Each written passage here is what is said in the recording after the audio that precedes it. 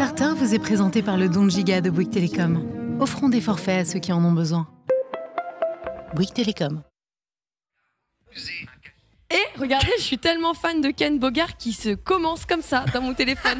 Bonjour à tous et bienvenue sur le stream. Oui, je vous rassure, vous regardez bien Starter qui va pas tarder à commencer. Avant ça, on vous le rappelle, aujourd'hui on est quand même le 18 octobre et c'est un anniversaire d'un monsieur qui peut-être vous a fait peur, peut-être vous a fait rêver en tant que papa. Mais oui, le parrain, il a 50 ans là. Hein. 50 ans. 50 ans là, quand même 50 ans, c'est pas mal. Écoutez, il nous faudra moins de temps de ça peut-être pour débriefer de tout ce qu'on en a pensé. Avant ça, je vous rassure, Starter, ça commence tout de suite et on part.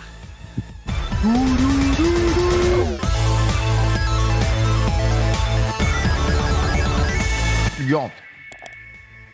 Bonjour à tous et bienvenue dans Starter, ravi de vous retrouver pour votre émission d'actualité pop culture en direct évidemment sur le stream avec Lox, une grande fan du parrain qui a pu vous présenter ici tout son amour qu'elle avait évidemment pour cette formidable licence, film et mérite. Non, t'as jamais vu le parrain? Mais bien sûr, ah non, si. Ah tu l'as vu quand je l'ai vu le parrain. En fait, je crois que t'es la seule à l'avoir vu. C'est pas vrai. Je te jure que y a pas d'italien sur le plateau? Je vais pas te mentir, non, je suis placé complètement à côté. Hein. Oui, ouais, ça m'a jamais parlé. Y a Paul qui vient de me dire all cliché parce que tu crois que dans les familles italiennes t'es encore toléré quand t'as pas regardé le parrain? Ah ouais, c'est à ce point-là.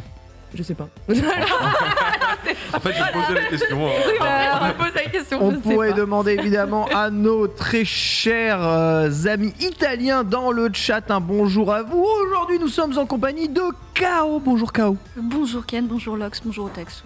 Bonjour la régie. Bonjour le chat. À quoi tu joues bonjour en ce moment, bonjour Kao? papa. Bonjour maman et papa, oui, j'avoue. Quoi je joue en ce moment? Tu joues à quoi en ce moment? J'ai repris ça y est à fond à Warcraft. Warcraft? Ouais. J'avais fait une petite pause parce que l'extension est pas c'est quoi, folle. c'est un petit indé? Ouais, c'est un indé. Bah en fait, t'as un mode de Tetris. Oh, trop stylé. C'est trop fou. Franchement, les pixels sont ok. Enfin, en vrai, ça va. Les graphismes sont plutôt ok pour son âge. Mais non, ouais, reprise de Warcraft avec un petit défi, récupérer un maximum de montures avant la sortie de Dragonflight, donc dans un mois à peu près. Et c'est dur, pénible, mais je suis motivée. Ouais, c'est le travail de toute façon. Bah, en fait, j'ai raté 18 ans de farming de montures, donc là, je suis en train de rattraper ce que je peux. Et... Bon, ça va, c'est qu'il y a de quoi faire en 18 ans. Il y a beaucoup, ouais. Mais à la fin, tu peux en chevaucher qu'une seule, non? Tu peux toujours en chevaucher une, mais c'est dans la collection, on va dire. D'accord, ok. Voilà, bon, toi, c'est le bonheur d'en avoir. Collectionne les montures dans WoW avec Otaxu aussi aujourd'hui. Bonjour Otax. Bonjour, bonjour tout le monde. Pour le coup, je vais aller plus vite, désolé Kao. Je ne veux pas voler ton style, tu comprends. Moi, j'ai tranquillement passé le week-end à bosser, donc à partir de là, j'ai pas non, mais est-ce que t'as kiffé? Et j'ai kiffé les jeux vidéo. Mais si, quand même, j'ai pu tester le crossplay de Guilty Gear Strive pour le coup pendant 1 ou 2 heures. Je suis rassuré, ça fonctionne très bien. Très bien. Ce qui veut dire qu'il y aura des perruques à claquer. Et ça, même. Magnifique. Et toi, Ken? Moi, non, moi quoi. Il a fait un temps déplorable ce week-end, sachez-le. Hein. Oui. Il a plu partout, tout le temps. Et c'est là où j'ai décidé de... d'aimer l'été. Non, pas d'aimer l'été, mais... Ah, ça y est, c'est le grand moment. J'ai décidé de faire une grande sortie à vélo qui a démarré sous la pluie, qui s'est continuée sous la pluie et qui s'est terminée quand il faisait enfin du soleil.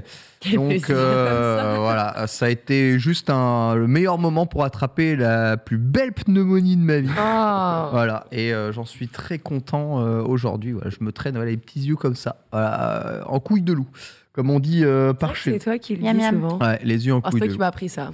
Tout à fait, mais vous en faites pas, la motivation est sans pareil, puisque hier, entre Starter, évidemment, que vous avez tous regardé, la couverture du mondial de l'auto, on y était, la rediff, ce sera sur le stream replay à 18h, pour tous ceux qui ne sont pas abonnés à la chaîne Twitch, et la Street Fighter League.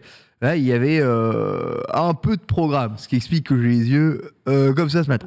Mais ne vous en faites pas, on a quand même un programme du feu de Dieu parce qu'ils se sont réveillés d'un point de vue actualité dans la journée d'hier, ce qui nous donne de quoi débattre. On va parler de métavers, le métavers de Meta. Simplement le fameux Horizon World, petit tour d'Horizon World justement à l'issue de la sortie en février dernier de leur nouvelle plateforme Meta Vita Universe Total. Est-ce que ça marche ? Est-ce que ça bide ? On en discutera aujourd'hui ici même. Le streaming vidéo se bouge la nouille puisque l'arrivée de Paramount Plus et d'Universal Plus se précise chez nous. Vous allez le voir, on va tout vous dire sur ces offres-là. Est-ce que ça commence pas à en dégueuler de partout ? Faudra-t-il faire des choix ? Mon choix est simple.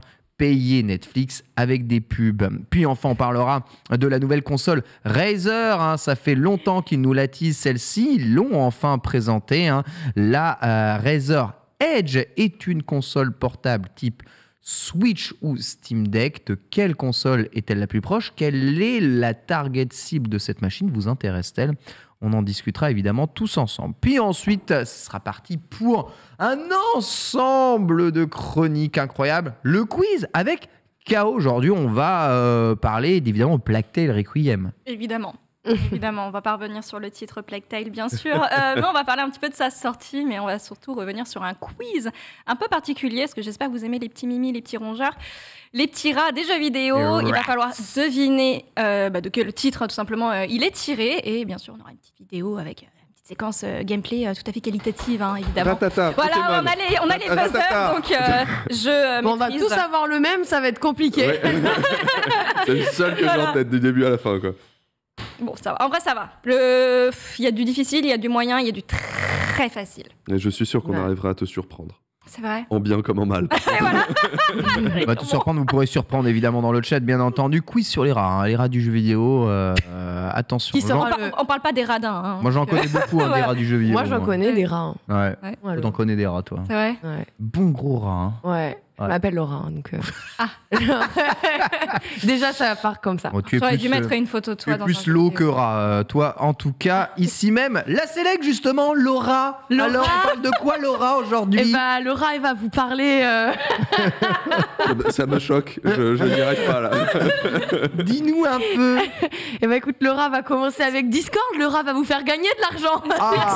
Voilà. Puisque oui, Discord se met à jour et bonne nouvelle en plus de ça, c'est que oui, voilà, ils ont plein de nouveautés, plein de nouveaux abonnements, visiblement, pour les petits et les grands portefeuilles, évidemment.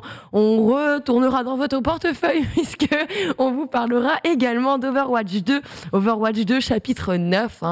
J'adore. Le prix des skins. On a failli la mettre en menu principal. Mais je me dis, mais faut arrêter. Et ça s'appelle tabasser. Tu sais, c'est de la violence et c'est gratuit. Moi, je suis contre. Contrairement aux skins. Allez, du coup, Horizon Forbidden West, la nouvelle collaboration avec Asos. Oui, ça nous a régalé là aussi, ou pas. À quel point le gamer est capable de... Non, en vrai, moi je vous ai trouvé la tenue qui passe dans cette collab. Merci. Mais il y a quand même une collab, voilà, Asos. Et ça fait plaisir, à chaque fois qu'il y a des collabs, on vous en parle. Comme ça, on a un petit peu le droit de voir ce que vous aimez, ce que vous aimez pas, qui a du flow, qui drip ou pas.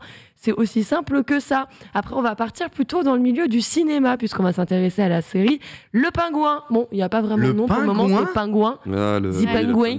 Penguin. Le Pingouin. Le pingouin du Batman. Le pingouin du Batman. Non, oui. c'est le 3e volet d'Happy Feet. Waouh.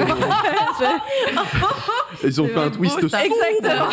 On est dans le métaverse là. Voilà. Premier Pixar dans Gotham, ça va être sympa. Ça m'intéresse. Non, bien sûr, vous allez voir, on a une petite information qui nous fait plaisir concernant la timeline de la série et peut-être que ça vous plaira à vous aussi. En tout cas, moi, ça m'a fait sourire. Avant de faire un petit point sur le succès en salle de One Piece Red. Là, on commence à dire, ouais, les salles de cinéma, ils galèrent. En tout cas, ça dépend pour qui. Ouais. Exactement. Le film cartonne et c'était que le début, puisque visiblement, il n'est pas encore sorti partout. On fera un petit point sur le calendrier, les dates et tous les événements qui auront lieu autour de la sortie en salle. Et en parlant des salles, on va reparler d'une personne qui les a beaucoup côtoyées, Harrison Ford, qui visiblement n'est pas prêt de prendre sa retraite. C'est pas prévu, c'est pas au programme. Arrête. Et vous verrez, il va arriver quelque part, peut-être là où on ne l'attendait pas. Bon, si vous suivez un petit peu Starter, vous connaissez les rumeurs et vous savez déjà de quoi on va vous parler. Et on se terminera avec une petite news qui m'a fait rire. Vous connaissez le mode incognito de Google ? Pas du tout. Eh ben écoutez, il est ciblé par une plante et vous allez vite comprendre pourquoi. Ah, d'accord, ok. À Google, c'est pas la joie en ce moment. Les locaux, ils sont sympas, ils sont joyeux, mais visiblement, actuellement, l'ambiance c'est morose. l'ambiance sécurité Google, ils se font tabasser en mode vous êtes le pire moteur de recherche. Et son mode incognito, visiblement, a un nom qui est tellement trompeur que c'est actuellement sous les vifs d'une plainte. Ouais, mais les habitudes, évidemment, sont tenaces. On embrasse à tous ceux qui ont travaillé sur le projet Stadia, bien entendu. Vous avez le menu du jour et on se commence immédiatement. Non. Oh mince, dossier, pardon. Oh, Oh là là. Mais moi, j'avais oublié, donc à partir moi, je suis là pour tuer, je vois les amis, on est C'est parce bien. que tu parles d'un jeu dont tout le monde se fout, là, C'est même Pokémon pas d'un jeu, d'une Company. entreprise, Oh là là. Pokémon Company. Mais justement, c'est que là, il y a un nouveau Pokémon qui arrive. Tout le monde est déjà en train de cracher sur les trailers. Du coup, je voulais revenir justement sur The Pokémon Company. Merci. Parce que c'est quand même un conglomérat assez nébuleux. Je veux du coup... Très joliment dit. Voilà, merci beaucoup. Le rédacteur dans la vie, tu comprends, la science des mots. Tu vois les étoiles un peu. C'est une société très intéressante, The Pokémon. Très intéressante, ouais. Surtout, il faut comprendre que Game Freak, c'est pas aussi... Ils sont pas aussi bien qu'on pourrait le croire. Donc on va voir ça tous ensemble. Il y aura du petit quiz aussi dedans d'ailleurs, parce que apparemment, toi comme moi, on avait envie de faire un petit peu de jeu Je aujourd'hui. le passe après. Ça régale, j'ai hâte d'apprendre des choses, évidemment, dans le monde du jeu vidéo. L'archive du jour, c'est le parrain. Vous l'avez entendu au début de l'émission. Je rappelle que cette émission est sponsorisée par Bouygues Télécom via l'opération Le Don de Giga. On aura l'occasion d'en revenir ici. Merci à eux, évidemment, de rendre cette émission pérenne durant ce mois. On se lance tout de suite, ce coup-ci, normalement, avec le menu principal. Let's go.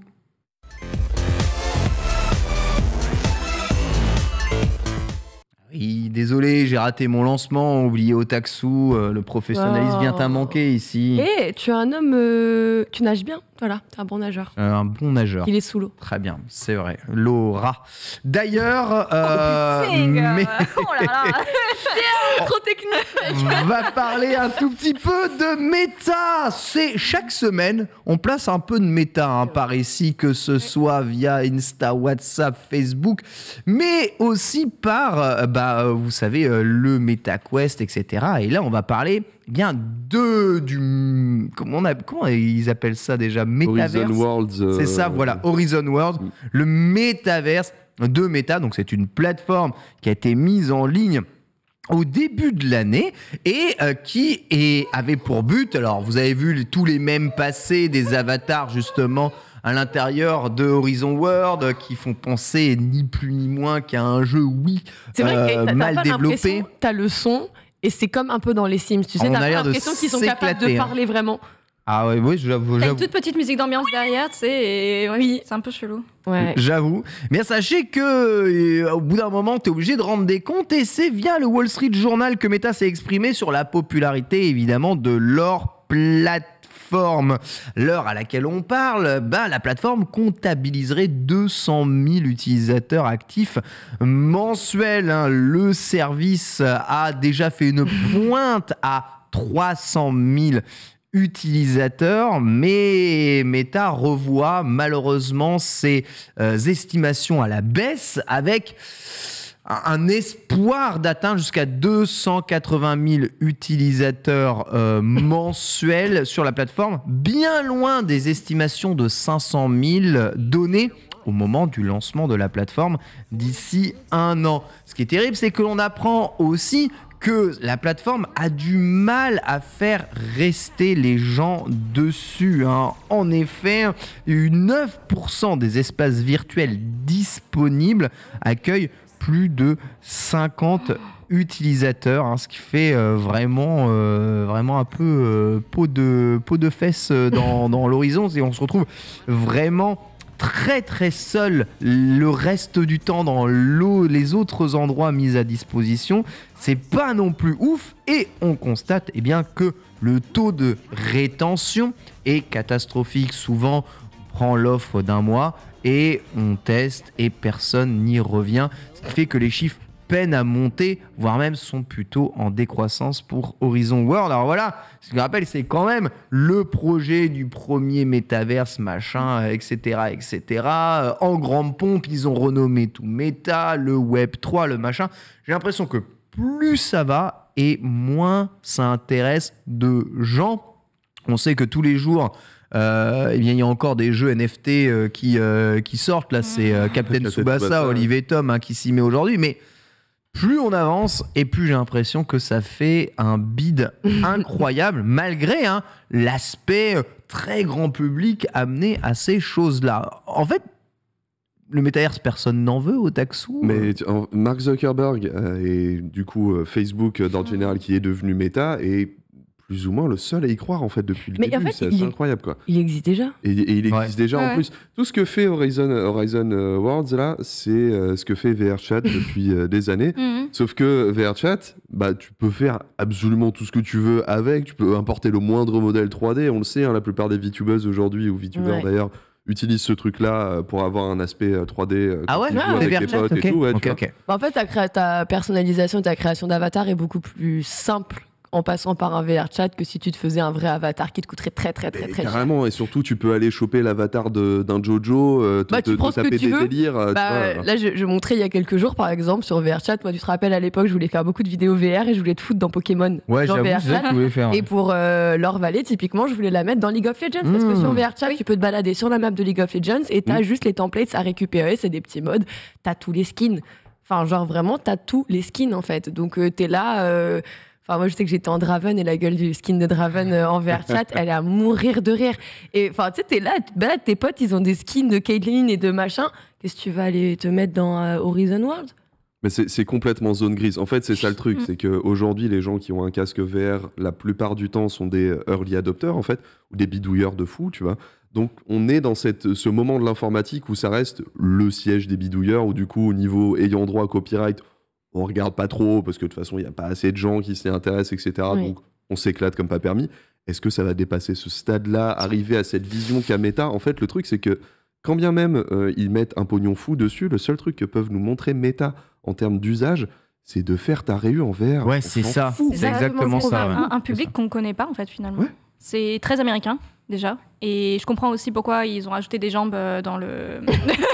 ça y est, tu comprends maintenant.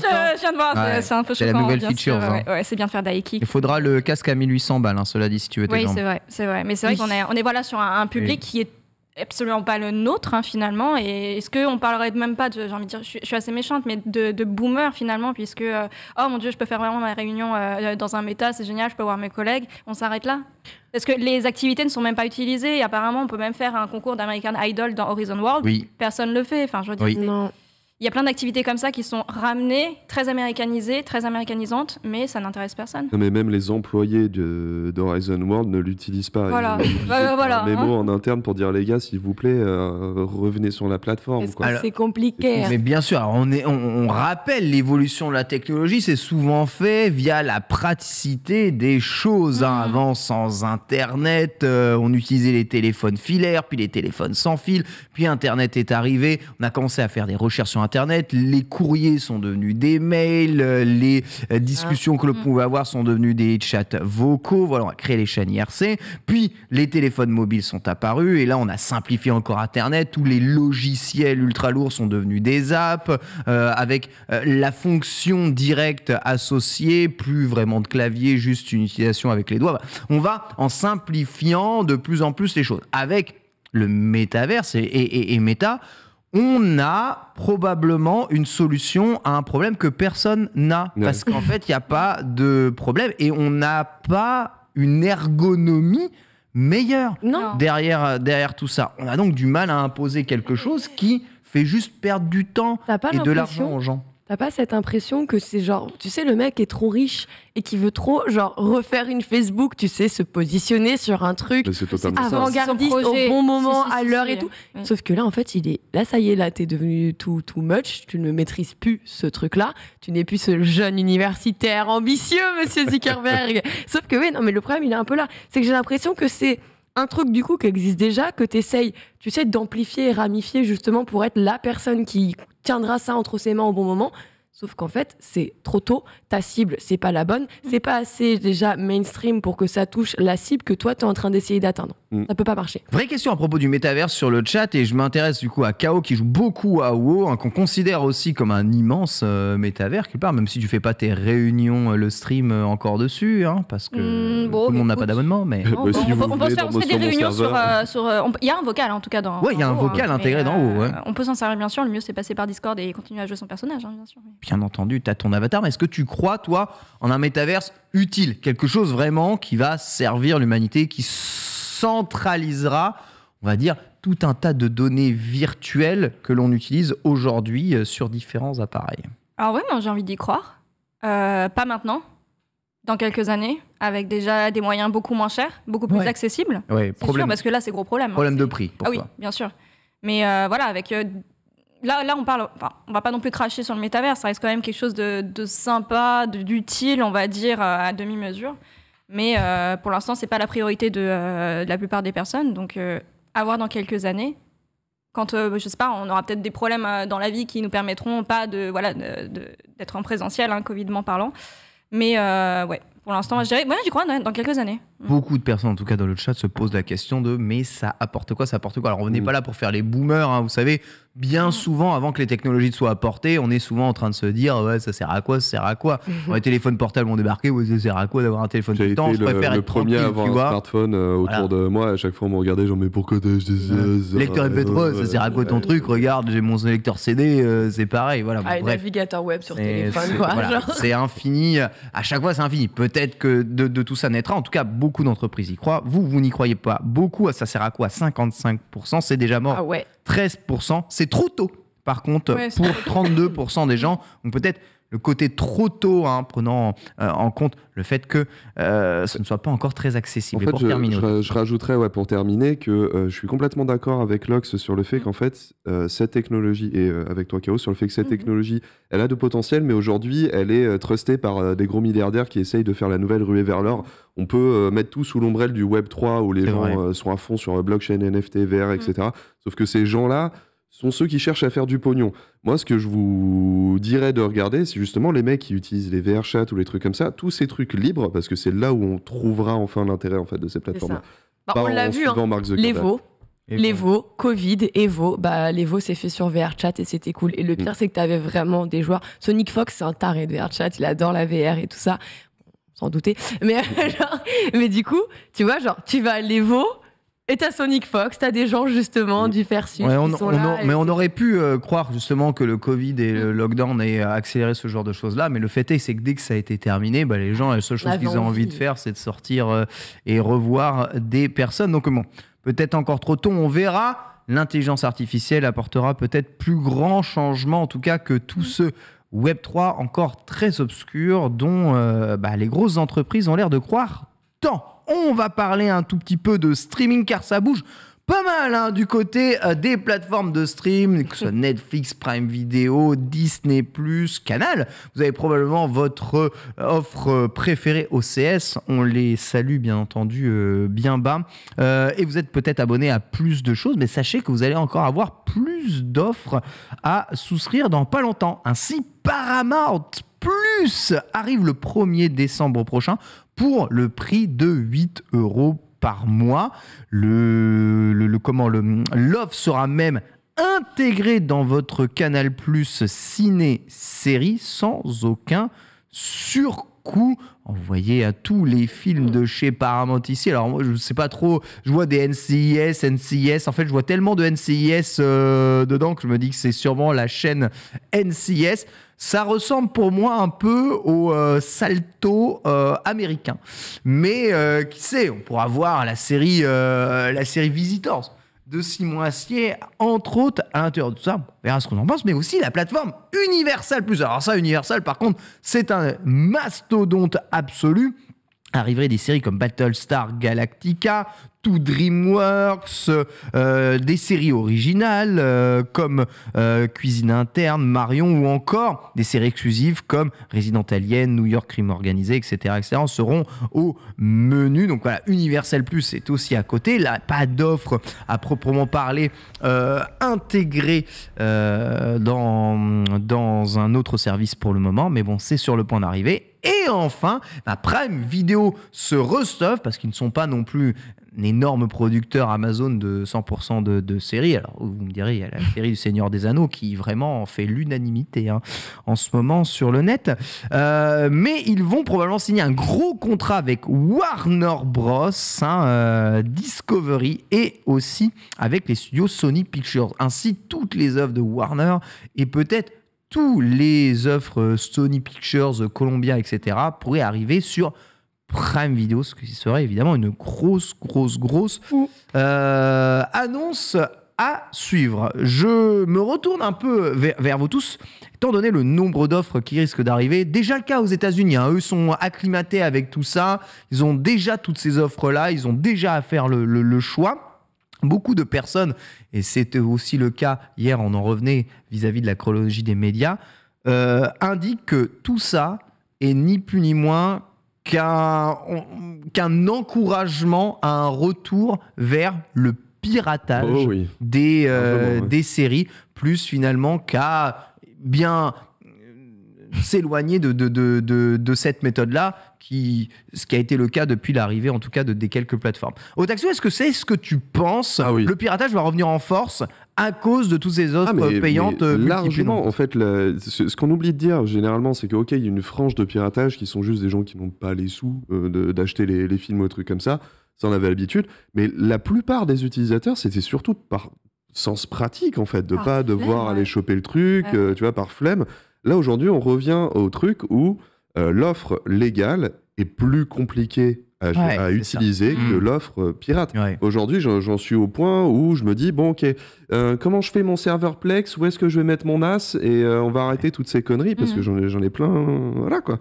Ça commence à être n'importe quoi, tous ces trucs-là, alors qu'ils n'ont pas compris qu'à la base, si Netflix a été aussi puissant, c'est parce qu'il arrivait à englober un petit peu tout sur une seule et même plateforme qui était facile à utiliser. Là, ils font n'importe quoi.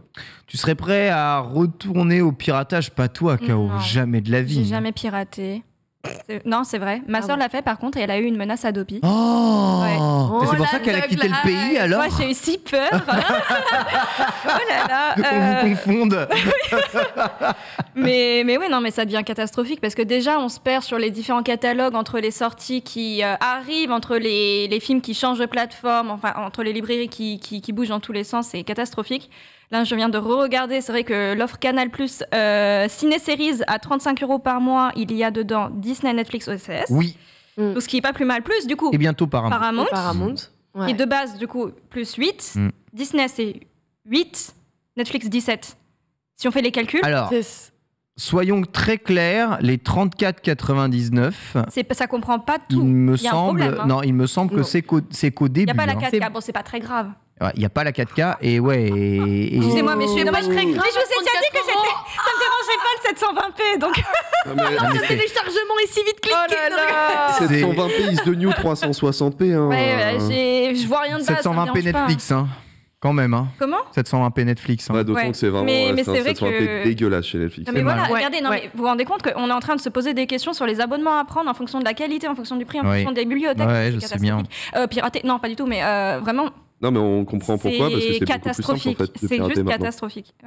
Bon, tant pis pour Ils refont les mêmes erreurs qu'à l'époque, en fait, qui les avaient conduits à pas permis. Et faut jamais donner au public une fonctionnalité qui est plus simple et qui en plus est gratuite. Enfin, évidemment qu'on va le prendre. C'est même pas de la flemme, c'est même pas par irrespect des créateurs. C'est juste plus simple, en fait. Et c'est là. Donc, bon. Faut réagir à ce qui existe déjà dans la technologie. S'il existe déjà un moyen hyper grand public de télécharger tout et n'importe quoi gratuitement, tu dois être meilleur que ça. Les gens, ils le font, c'est ça. Alors, je rappelle qu'on ne fait pas l'apologie du piratage ici, dans le chat, calmez-vous. Non, on est juste la voix du peuple. On porte la voix, justement. Que là, c'est un peu complicado. C'est un peu compliqué. C'est vrai qu'effectivement, quand on arrive à un point où tu es en train de compter ton nombre d'abonnements, que tu es en train de revoir le calendrier des sorties, de dire, OK, moi, je suis intéressé par ça, plus ça, plus ça. Ça, c'est sur 4 offres différentes. Est-ce que j'attends le calendrier et je me fais vraiment un agenda avec des petits points de alors, je vais souscrire à telle date et me désinscrire à telle date pour économiser sur le reste de l'année, pour revenir en décembre. Mais bien sûr que non! Les gens, ils vont faire quoi ? Ils vont dire, écoute, moi, j'ai une vie, j'ai une famille, famille, j'ai des enfants, j'ai un travail, j'ai ci, j'ai ça. Les gars, ma série, elle arrive tel truc, et ben je vais finir par la télécharger quand j'aurai envie de la regarder, plutôt que de regarder la date de sortie, penser à bien unsubscribe derrière et tout. Enfin, genre, c'est chiant. Les gens, ils ont pas le temps de faire tout ça. Je comprends, j'en reviens presque à utiliser l'offre payante classique, c'est-à-dire en ce moment à payer mes films dès la sortie, Top Gun Maverick, Blade Runner, etc., The Batman. Tu vois, j'ai payé et je me dis que même si tous ces titres-là sont dans une offre d'abonnement, franchement, je vais pas payer 8 € par mois pour voir ces films-là. Tu as aussi les payer quand ils sortent, quoi. Ouais, c'est ça. T'as la tranquillité d'esprit aussi de te dire, le moment où tu voudras les revoir, ils seront là. Ouais. En fait, ce qui n'est pas forcément le cas des plateformes non plus, tu vois. Moi, ce que je conseillerais aux gens, mais là encore, les plateformes commencent à lutter aussi contre ça, c'est de partager les abonnements selon les gens, tu vois. Dans mon groupe de potes, moi, je m'occupe des animés et d'Apple TV. Il y a, je sais plus, Menro, je crois qu'il y a Disney, Canal, des trucs comme ça. On fait en sorte de se partager la douille parce que c'est en souffrance à un moment quand même. Ouais, faut partager ça aussi. Le partage, on va nous le supprimer dans pas longtemps. Là, aujourd'hui, j'ai vu apparemment, on en parlera peut-être demain, mais Netflix qui déploie les premiers trucs déjà là pour qu'on arrête de partager nos comptes. Et là, ça commence à. Non, mais déjà qu'on a nos jeux vidéo à payer aussi. Ah, et puis moi je teste toutes les plateformes de cloud, donc autant te dire que j'ai la chiale un petit peu. Le Shadow à 45 balles. Si tu veux, j'ai un euro sur moi, tu veux.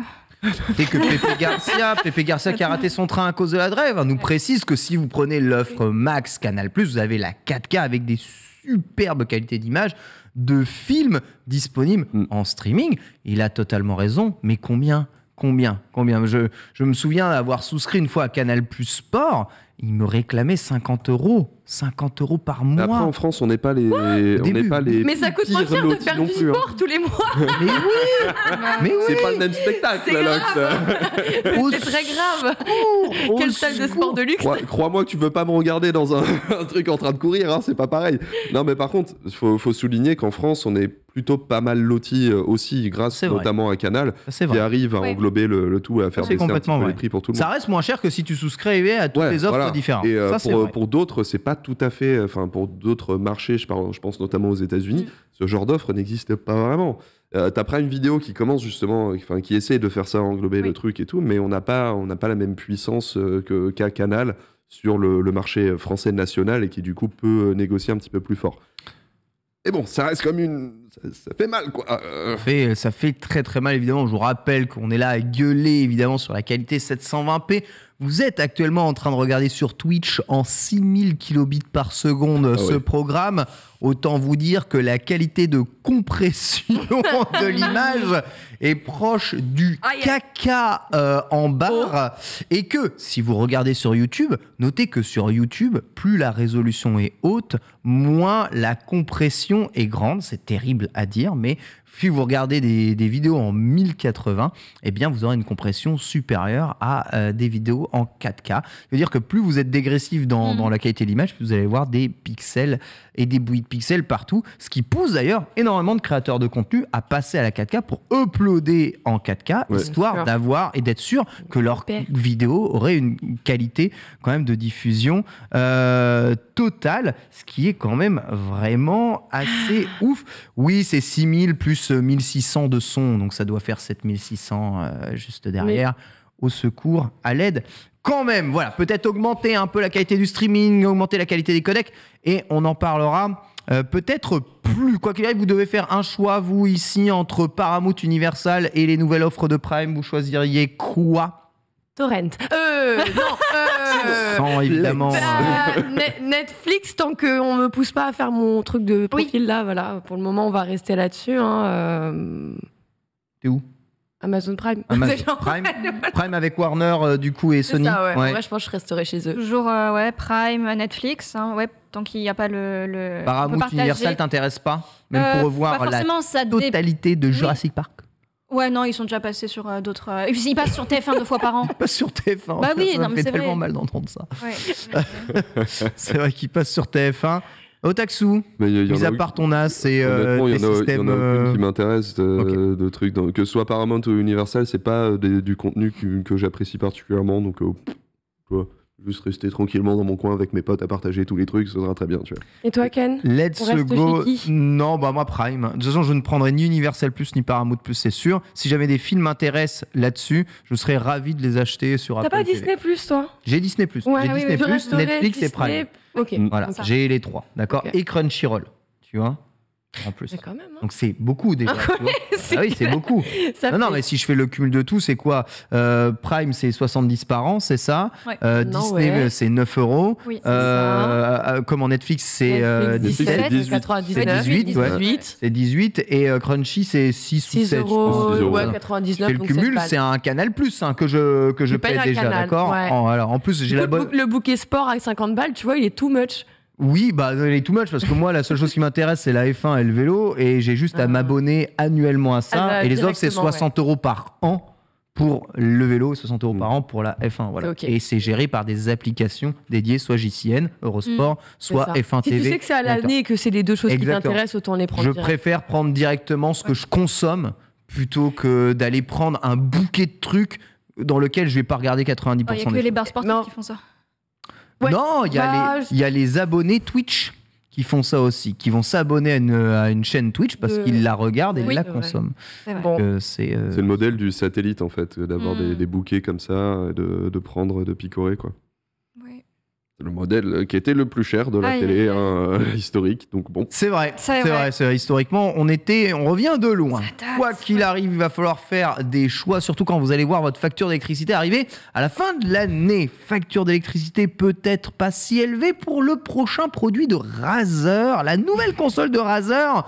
Console, j'ai bien dit console, la Razer Edge vient d'être présentée. La Razer Edge, c'est la vision de la console portable de Razer entre une Nintendo Switch et un Steam Deck. Cette dernière embarque une architecture mobile avec un Snapdragon de dernière génération à l'intérieur, un écran 1080p mais pas 16:9, un peu plus élargi, des Joy-Con, je sais même pas comment on appelle ça, Razercon en tout cas, détachables, exactement. Ah, c'est comme ça que ça se dit. Avec, en revanche, plutôt que de les dissocier, de les remettre l'une à l'autre, vous avez une manette qui se détache du support mobile et qui se fusionne pour faire une seule et unique manette. À l'intérieur, bien entendu, comme ça reste une tablette Android, enfin un téléphone sous Android,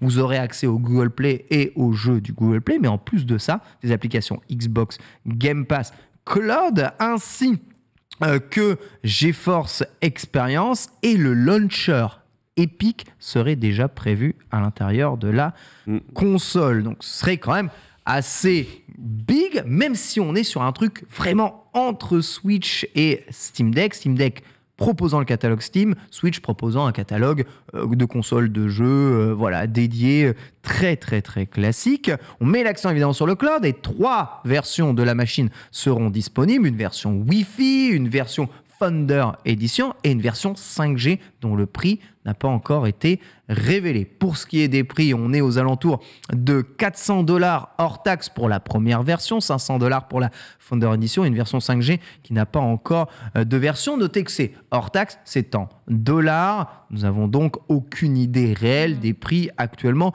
en euros de cette machine. Mais de ce que je vois, ça m'a l'air d'être un portable gamer avec une manette intégrée, globalement, au taxou. C'est un concept assez étrange, parce que effectivement, ça a un peu la tronche d'un smartphone, mais ça n'est pas un smartphone, et surtout, faut voir que la puce qui intègre, le Snapdragon G3X Gen 1, c'est une puce qui est plus puissante que la puce smartphone. Ce n'est pas une puce qui est faite pour les smartphones, c'est une puce qui est faite littéralement pour ces consoles-là. Elle a été créée pour, et c'est la première machine qui l'utilise. Donc du coup, on est sur des performances qui sont 5 à 10% plus puissantes que la plus puissante des puces qu'il y a déjà sur le marché. Donc a priori, pour placer du Genshin Impact, on focus capacité graphique avec cette puce. Voilà, exactement. C'est vraiment une puce de toujours avec peu de consommation quand même. Toujours avec peu de consommation, on reste sur une plateforme ARM, mais c'est là où justement il faut aussi mettre en perspective le prix de cette console-là. C'est que même si on est à 399 $, on est sur une puce la plus puissante du marché qu'on retrouverait plutôt sur des téléphones à 800, 900 $.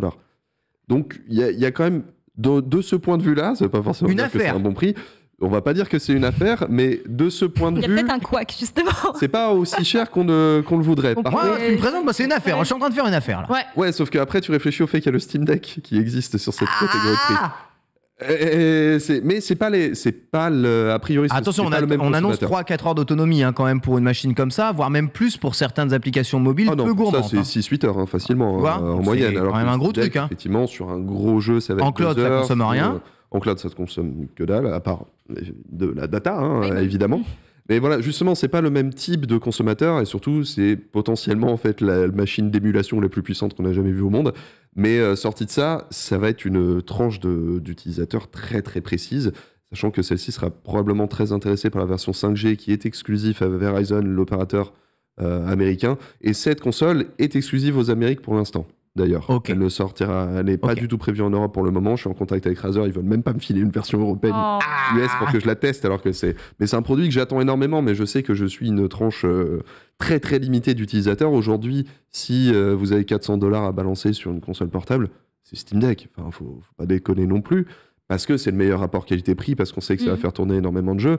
Mais moi, on a l'expérience, ça marche bien. J'ai vu de plus en plus sur un an d'utilisation, moins d'un an d'utilisation, le retour des Steam Deckers, il est plutôt bon. Surtout si vous aimez le jeu indé, surtout si vous les avez sur Steam. Il n'y a aucune machine aussi bonne que ça, d'ailleurs, pour faire tourner ce genre de choses-là. Caro, est-ce que ça pourrait t'intéresser, ce Razer Edge ? Ouais.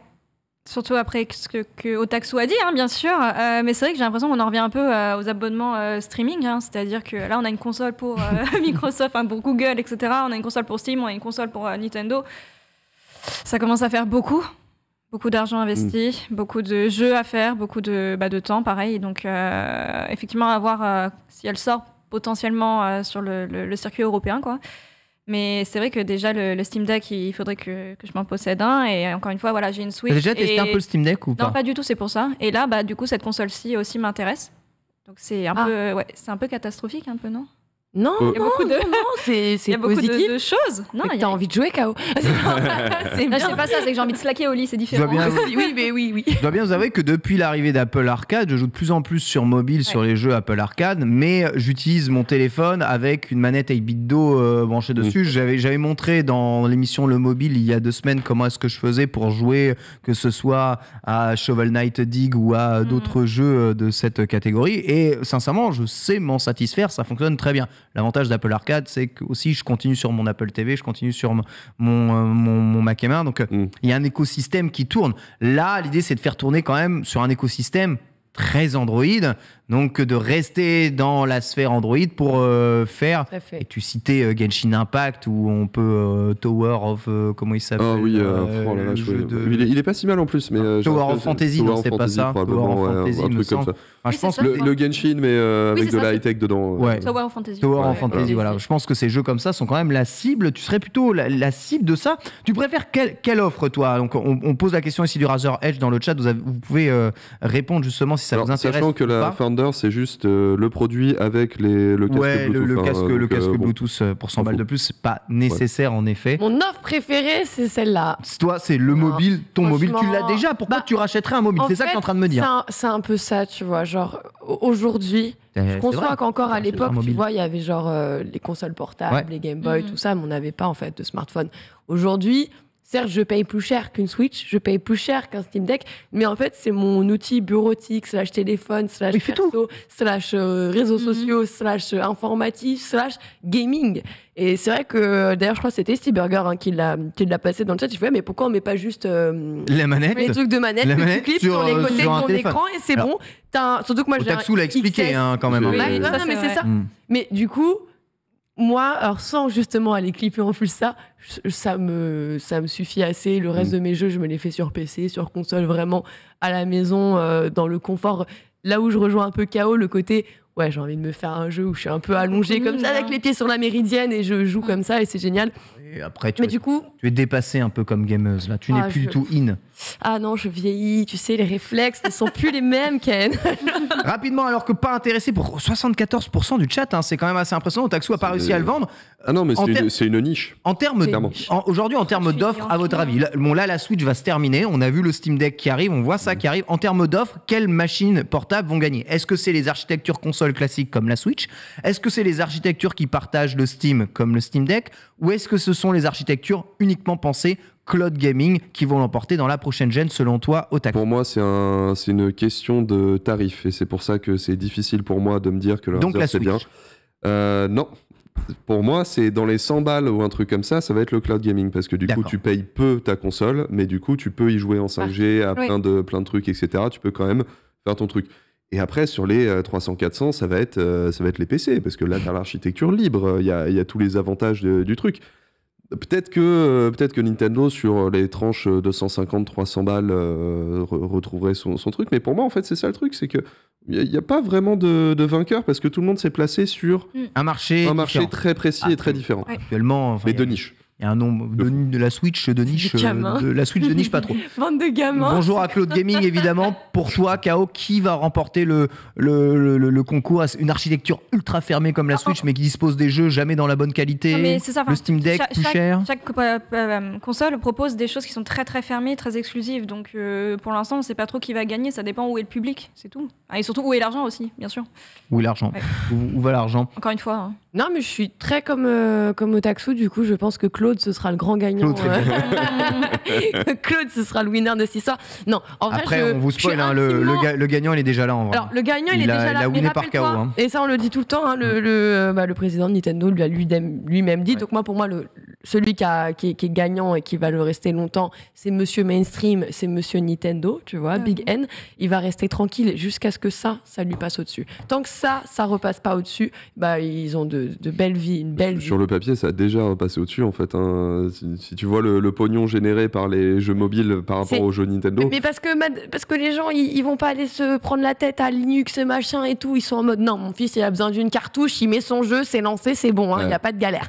Tu vois, et tant que ce sera pas plus simple que ça. On verra. Moi, je pense que c'est encore la Switch. Je comprends l'attrait pour le Steam Deck, mais moi, c'est encore l'offre Switch qui est plus ergonomique, moins cher, de prix d'abord, plus accessible et surtout vraiment l'ergonomie de la machine. J'utilise tous les jours la Switch en portable et le Steam Deck, je m'en suis déjà servi. C'est son point. Hein. Moi, je supporte pas l'ergonomie de la Switch.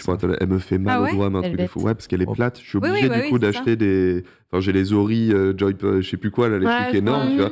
Parce que plate comme ça me défonce les doigts en fait. J'arrive pas à la tenir proprement cette console. Mais qui sait, dans un monde parallèle où un Steam Deck accueillerait les jeux Nintendo, peut-être que tout serait même à changer.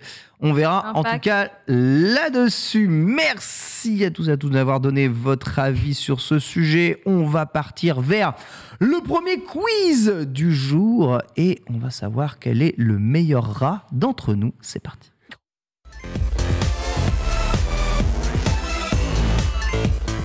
Alors bien sûr, je veux bien que tu me fasses un test. Non, c'est pas le dur. Ok, c'est parfait. Nice. Ça fonctionne très bien. Je teste aussi ou pas? Non. Oups. Et on ne peut pas appuyer pendant que... Hop, et le dernier, bien sûr. Voici. C'est ça qui est beau. C'est parfait. On n'y touche plus. On n'y touche plus. Génial. Ah, la technologie, c'est formidable. Mais bien sûr, avant de revenir sur... tu sais, alors, plot twist, je ne l'ai pas mis. Ma seule chance.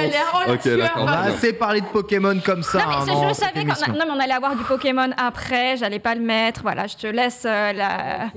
Tu sais que libre. Du coup, en me respectant, tu ne m'as pas respecté, parce que c'est la seule réponse que j'ai. Donc si tu l'as pas mis, je suis dans la merde. Moi, je suis caca. Non, mais de toute façon, vous dites juste le mot rat, vous avez gagné. Hein. Mais avant de revenir bien sûr sur le quiz, on va revenir sur la sortie de A Plague Tale Requiem qui sort aujourd'hui, qui était sortie déjà un petit peu en avance bien sûr. Vous pouvez retrouver sur pas mal de plateformes, PS bien sûr, le Xbox Game Pass évidemment sur PC avec GOG, Steam et également Epic Games. Mais surtout A Plague Tale, qu'est-ce que c'est? C'est un jeu français qui est exceptionnel. Innocence, sorti en 2019, le 14 mai plus précisément par les studios Asobo qui sont bien français.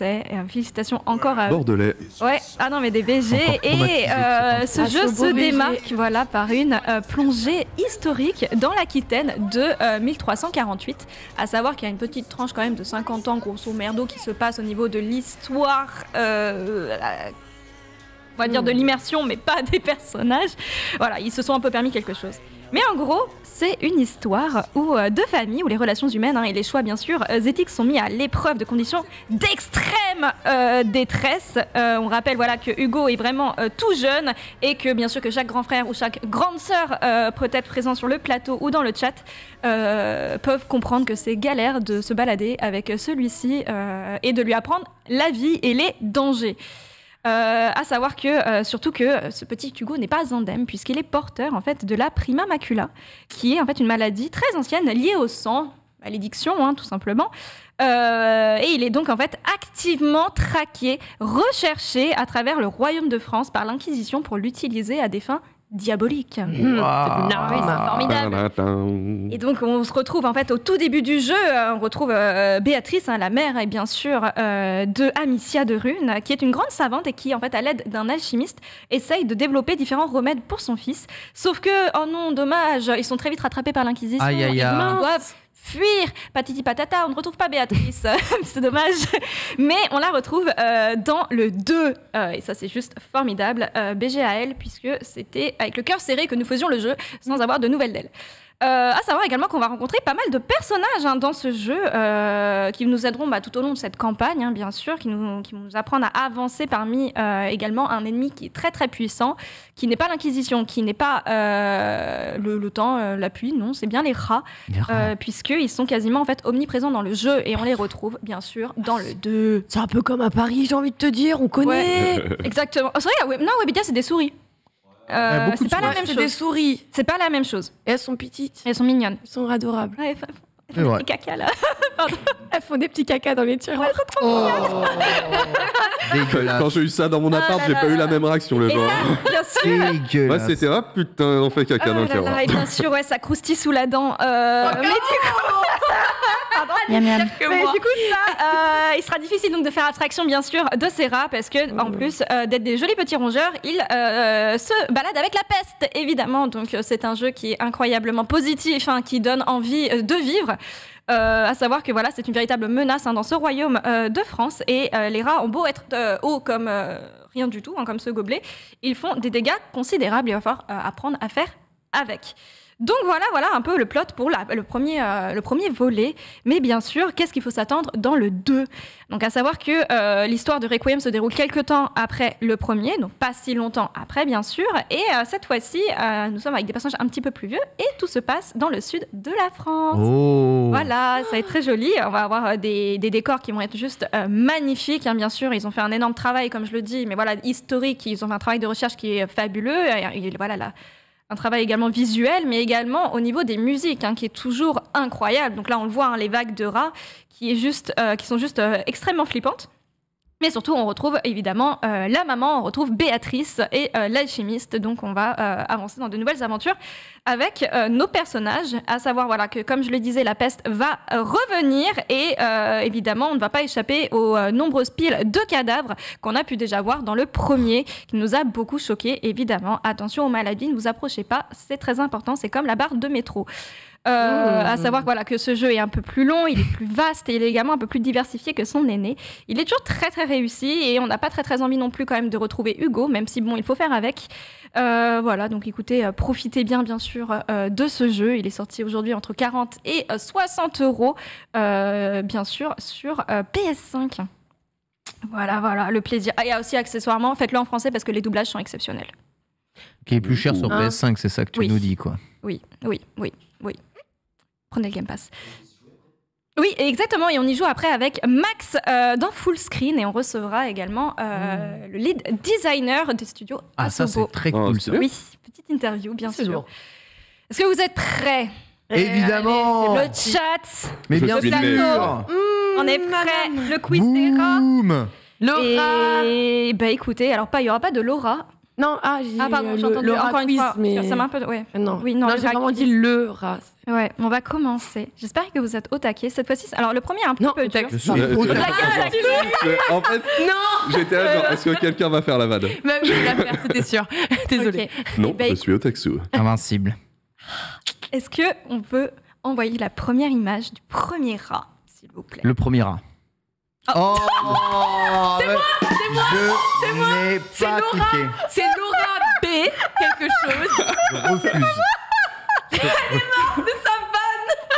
C'est pas elle. C'est sûr, c'est pas elle. Constatez l'envergure de ce rover. Je plaide non coupable. Ah, Seigneur. Non, c'est pas mal. Polo Ouais. Oui. On se respecte ou pas? Oui. Waouh, la coup de pression. C'est violent. 14h, toi et moi, tu vas voir. Je dois y aller, c'est terrible. C'est quoi ce giga gros plan dans ma... Wow. Il a tout préparé, ça fait 1 heure qu'il attend.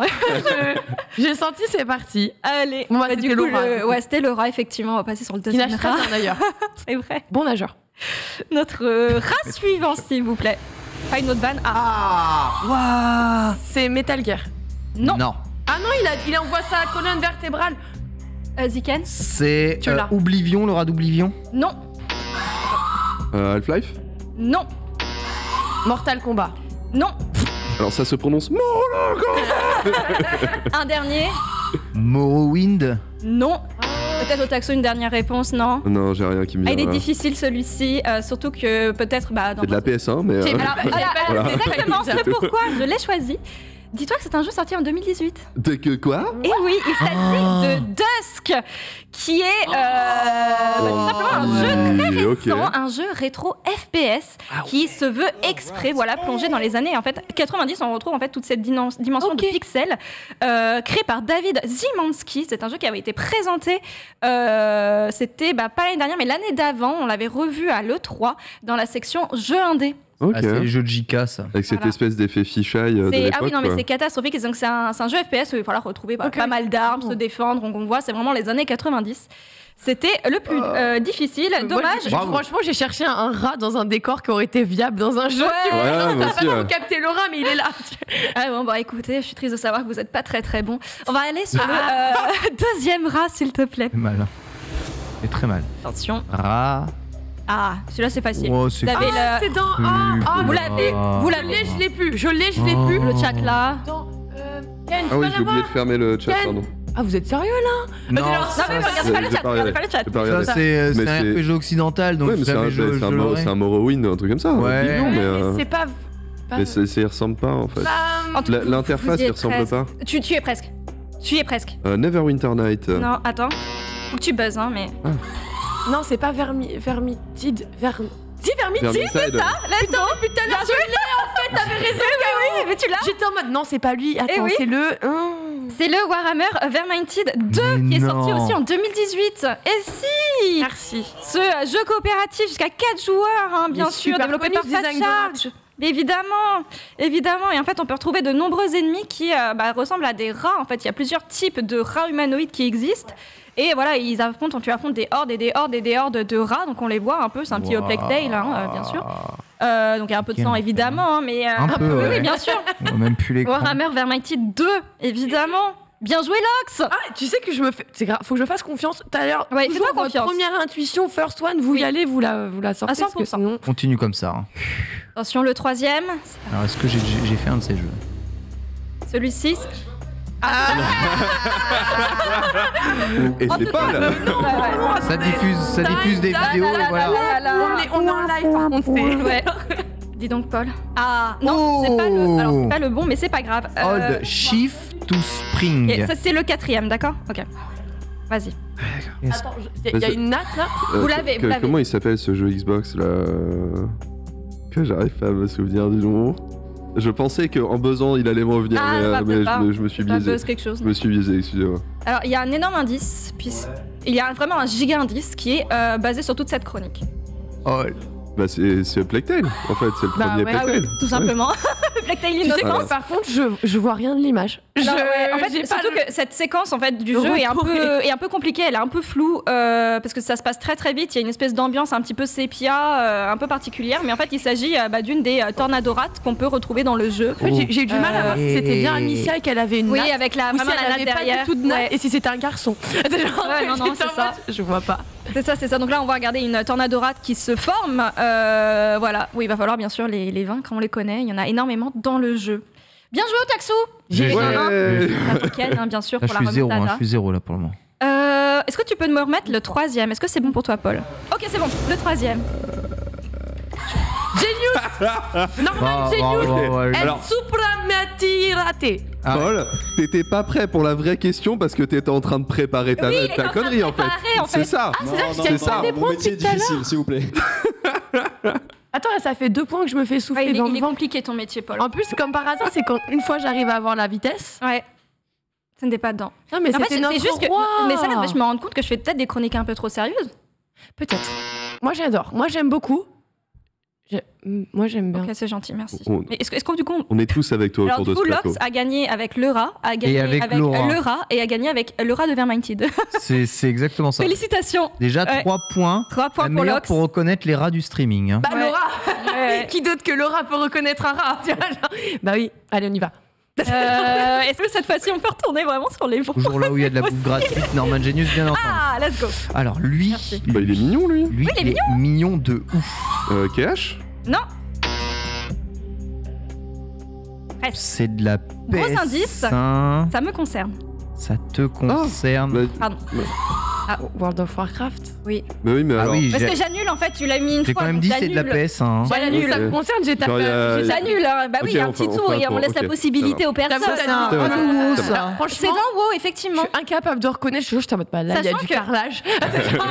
C'est dur. Mais c'est aussi moche que ça, WoW. Bah ouais, sachant que ça, c'est un des nouveaux rats.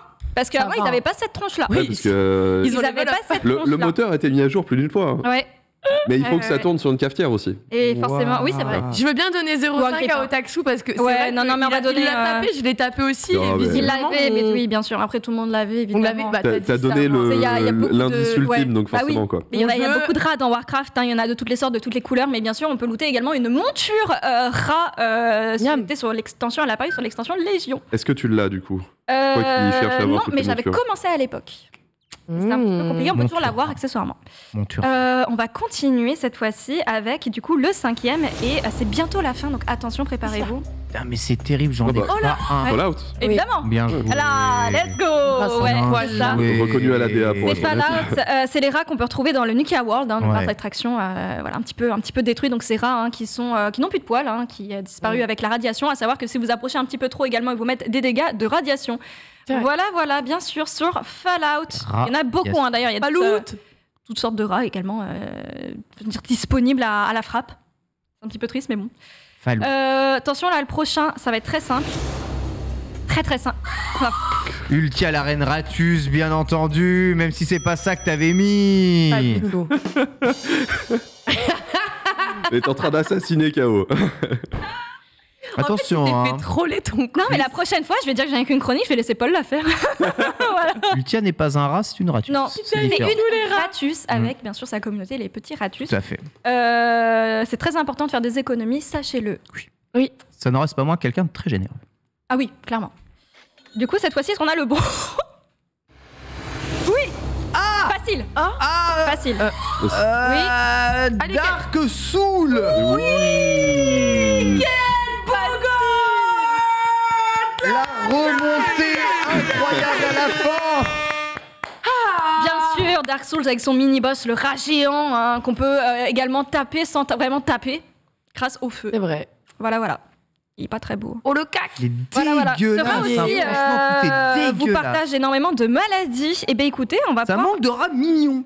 Mais justement, on va aller sur le dernier rat. Et ce dernier rat va très bien clore cette chronique. Parce que le buzzer de Ken... C'est bon. Je buzz plus. Tout va bien. J'ai cru que c'était bon. J'attendais la connerie du coup moi. C'est Ratatouille. Oui, bah oui, évidemment. Mais je vous dis Ratatouille.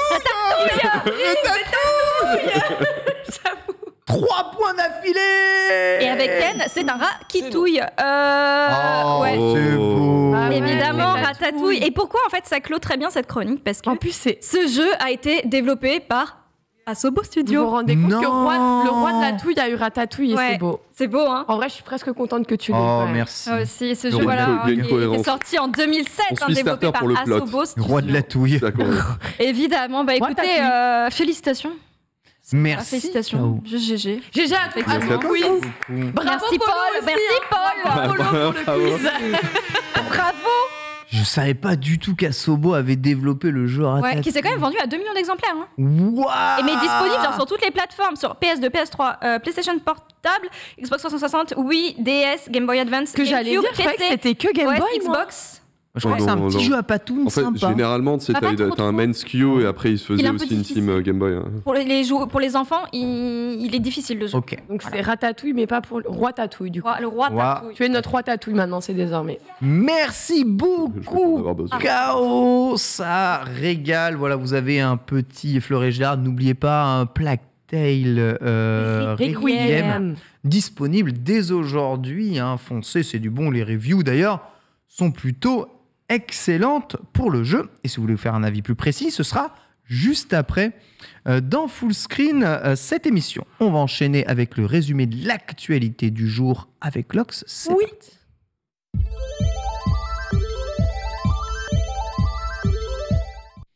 La Select du jour avec un petit rappel des titres. Ouais, on a fait un petit tour aujourd'hui dans le métavers. Alors est-ce qu'on va vers le début de la fin ? Est-ce que Monsieur Zuckerberg n'aurait pas été un petit peu trop ambitieux ? C'est pas parce qu'on a réussi son coup une fois avec Facebook qu'on va le réitérer avec ce nouveau monde qui en fait existait déjà. Malheureusement, il fallait avoir peut-être l'info à défaut d'avoir beaucoup trop d'argent. On a enchaîné par la suite avec le streaming vidéo qui visiblement continue de nous proposer toujours plus et encore plus de plateformes. Est-ce que finalement, à force de crouler sur les offres, on ne se dirigerait pas tout simplement avec un retour vers le passé, c'est-à-dire le piratage ? N'aurait-il pas le vent en poupe dans les années à venir au vu de ce que prépare un certain grand mastodon du streaming ? On s'est terminé avec une dernière petite pépite potentielle avec une console portable, cette fois-ci signée Razer. Ouais. Razer qui s'y met lui aussi de son côté, qui a plutôt raison. On a eu le temps de faire un tour un petit peu, validation de l'offre. Est-ce que le mobile restera plus fort ? Est-ce que Nintendo restera toujours le meilleur ? Eh bien écoutez, vous allez devoir repasser par le début de l'émission pour le savoir. Maintenant, on va partir tout de suite vers notre Select, la vraie, l'officielle, et on va commencer avec Discord. Je sais pas, je pense qu'autour de ce plateau, tout le monde utilise Discord, tout le monde a un compte Discord. Oui, tout à fait. On en a tous un. C'est mon serveur. Et alors initialement, alors qu'on sait, les vrais gamers étaient sur TeamSpeak, notre TS qui restera la meilleure qualité audio qu'on puisse nous fournir à l'heure actuelle. On t'aime TS. Il y a encore des gens qui utilisent Mumble aussi. Et Mumble, tout à fait. Pas mal aussi. Moi, je lui ai vraiment dit adieu pour le coup. Et c'est vrai que j'ai eu du mal à partir sur Discord. Mais bon, tous nos amis gamers ont fait le voyage, se sont dirigés vers Discord. Et aujourd'hui, alors j'espère que, je sais pas si c'est votre cas, on n'a pas que des amis qui jouent aux jeux vidéo, on va pas se mentir. C'est vrai. Il y en a qui ne connaissent pas du tout les jeux vidéo, mais qui sont aujourd'hui également sur Discord pour tout autre type d'activité. Ça peut s'agir d'une salle de crossfit, d'un groupe, peu importe le type d'activité. Aujourd'hui, ils aiment bien se retrouver sur Discord. On a même des pubs dans le métro pour Discord. Vous avez une communauté, une passion en commun, créez votre serveur et rejoignez-vous là-dessus. C'est aussi simple que ça aujourd'hui, un petit peu le branding de Discord. Quoi qu'il en soit, il ne laisse pas la plateforme dépérer. On essaie de continuer d'être au cœur de l'innovation. Et donc, plein de nouvelles nouveautés viennent d'arriver tout simplement sur la plateforme avec une formule d'abonnement, à commencer donc par les Discord Nitro. Alors les Nitro, on les connaît, si on est déjà utilisateur. En gros, un accès à quelques avantages pratiques et en échange d'un prix, vous en doutez, de quelques euros. Et là, alors, soit c'est une centaine d'euros par an, parce que vous prenez l'abonnement naturel, soit une dizaine d'euros par mois, parce que tu n'es pas obligé de souscrire un abonnement. Et donc, tu peux le renouveler de manière quasi systématique. Et cette fois-ci, alors on a une nouvelle formule d'abonnement. Et comme je vous le disais, donc c'est le Discord Nitro basique qui va donc normalement vous donner accès à ce qu'on connaît déjà, sauf que ce sera tes emojis animés, donc le strict minimum, j'ai envie de dire. Je sais pas s'il y en a qui ont un abonnement Discord déjà sur le plateau. Oui. Donc c'est emoji. C'est pour Boost, en fait, mon serveur. C'est pour ton Boost. C'est ça, on peut ramener du coup des emojis d'autres serveurs animés, on peut mettre une... profil picture animé, ton profil picture animé, ouais. T'es prioritaire quand il y a trop de demandes et trop de saturation sur les.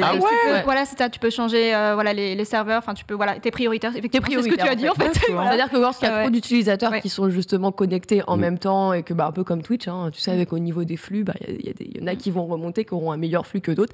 Et bien avec les abonnements Discord, on revient un petit peu sur ce principe. Sauf que là, et du coup, ton badge aussi spécial qui indique sur Discord que tu es un peu privilégié et tu as un abonnement Discord. Donc là, on retrouvera tout ça, sauf qu'on aura donc contre le prix de 2,99 € par mois sur mobile, et ça donc à partir du 20 octobre. Cette fois-ci, on n'est pas sur une formule contractuelle, c'est-à-dire que c'est un abonnement libre que vous pouvez donc couper quand vous voulez, vous le payez vraiment au mois. Okay. Pourquoi pas une nouvelle offre un peu plus accessible qui réduit un petit peu le prix parce que c'était quand même un peu cher, et je pense que certaines personnes se posaient la question de est-ce que c'est si utile, est-ce un véritable bon investissement? Bon, maintenant, voilà, si vous voulez pas trop investir, mais que vous voulez quand même profiter de certains avantages, vous allez pouvoir le faire à partir du 20 octobre, on le rappelle. Deuxième chose, c'est cette fois-ci, alors, le répertoire d'applications, ça va plutôt s'adresser cette fois-ci aux personnes qui ont ce côté community manager, gestionnaire des comptes et des serveurs Discord. Ouais. Il y en a qui créent des comptes Discord et qui vont aider les personnes. Bon, là, c'est vraiment gérer les comptes Discord. Ouais. Un peu plus. C'est pro, quoi. C'est plus pro. Franchement, ce côté répertoire, c'est vraiment un truc pro. Mais bon, voilà, il y en a Discord, leur profil streaming et tout ça. C'est aussi leur plateforme et ils en ont besoin. C'est du boulot. Du coup, cette fois-ci, ça vous permettra en fait d'accéder à une interface qui sera nettement simplifiée, mais complète. Attention, ça a bien été précisé. C'est plus simple, mais surtout complète. Juste pour ajouter plus de serveurs rapidement. Donc forcément, les personnes qui gèrent 4, 5, 10, 15 comptes Discord vont en fait avoir une ramification qui se fera sur leur page, qui sera beaucoup plus simple. Tu peux transférer les choses et les faire beaucoup plus simplement. C'est full CM, quoi. Ouais, c'est full CM. En vrai, c'est full CM, vraiment. C'est très, très professionnel quand même.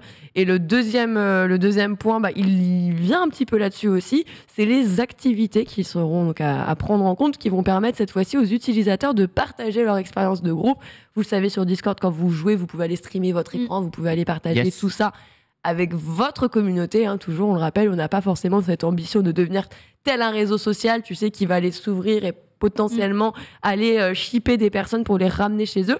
Non, là, cette fois-ci, ils sont vraiment sur un moyen, en gros, d'aller regarder des vidéos via les canaux vocaux comme ils le font, avec ceux de la communauté Renaissance, mais juste, c'est encore une fois dans la mise en page, dans la façon de le mettre voilà, c'est moins restreint, c'est-à-dire que là, si je dis pas de bêtises, si t'as pas d'abonnement, c'est jusqu'à 10 personnes maximum avec lesquelles tu peux streamer ton écran, qui peuvent te suivre en call, normal.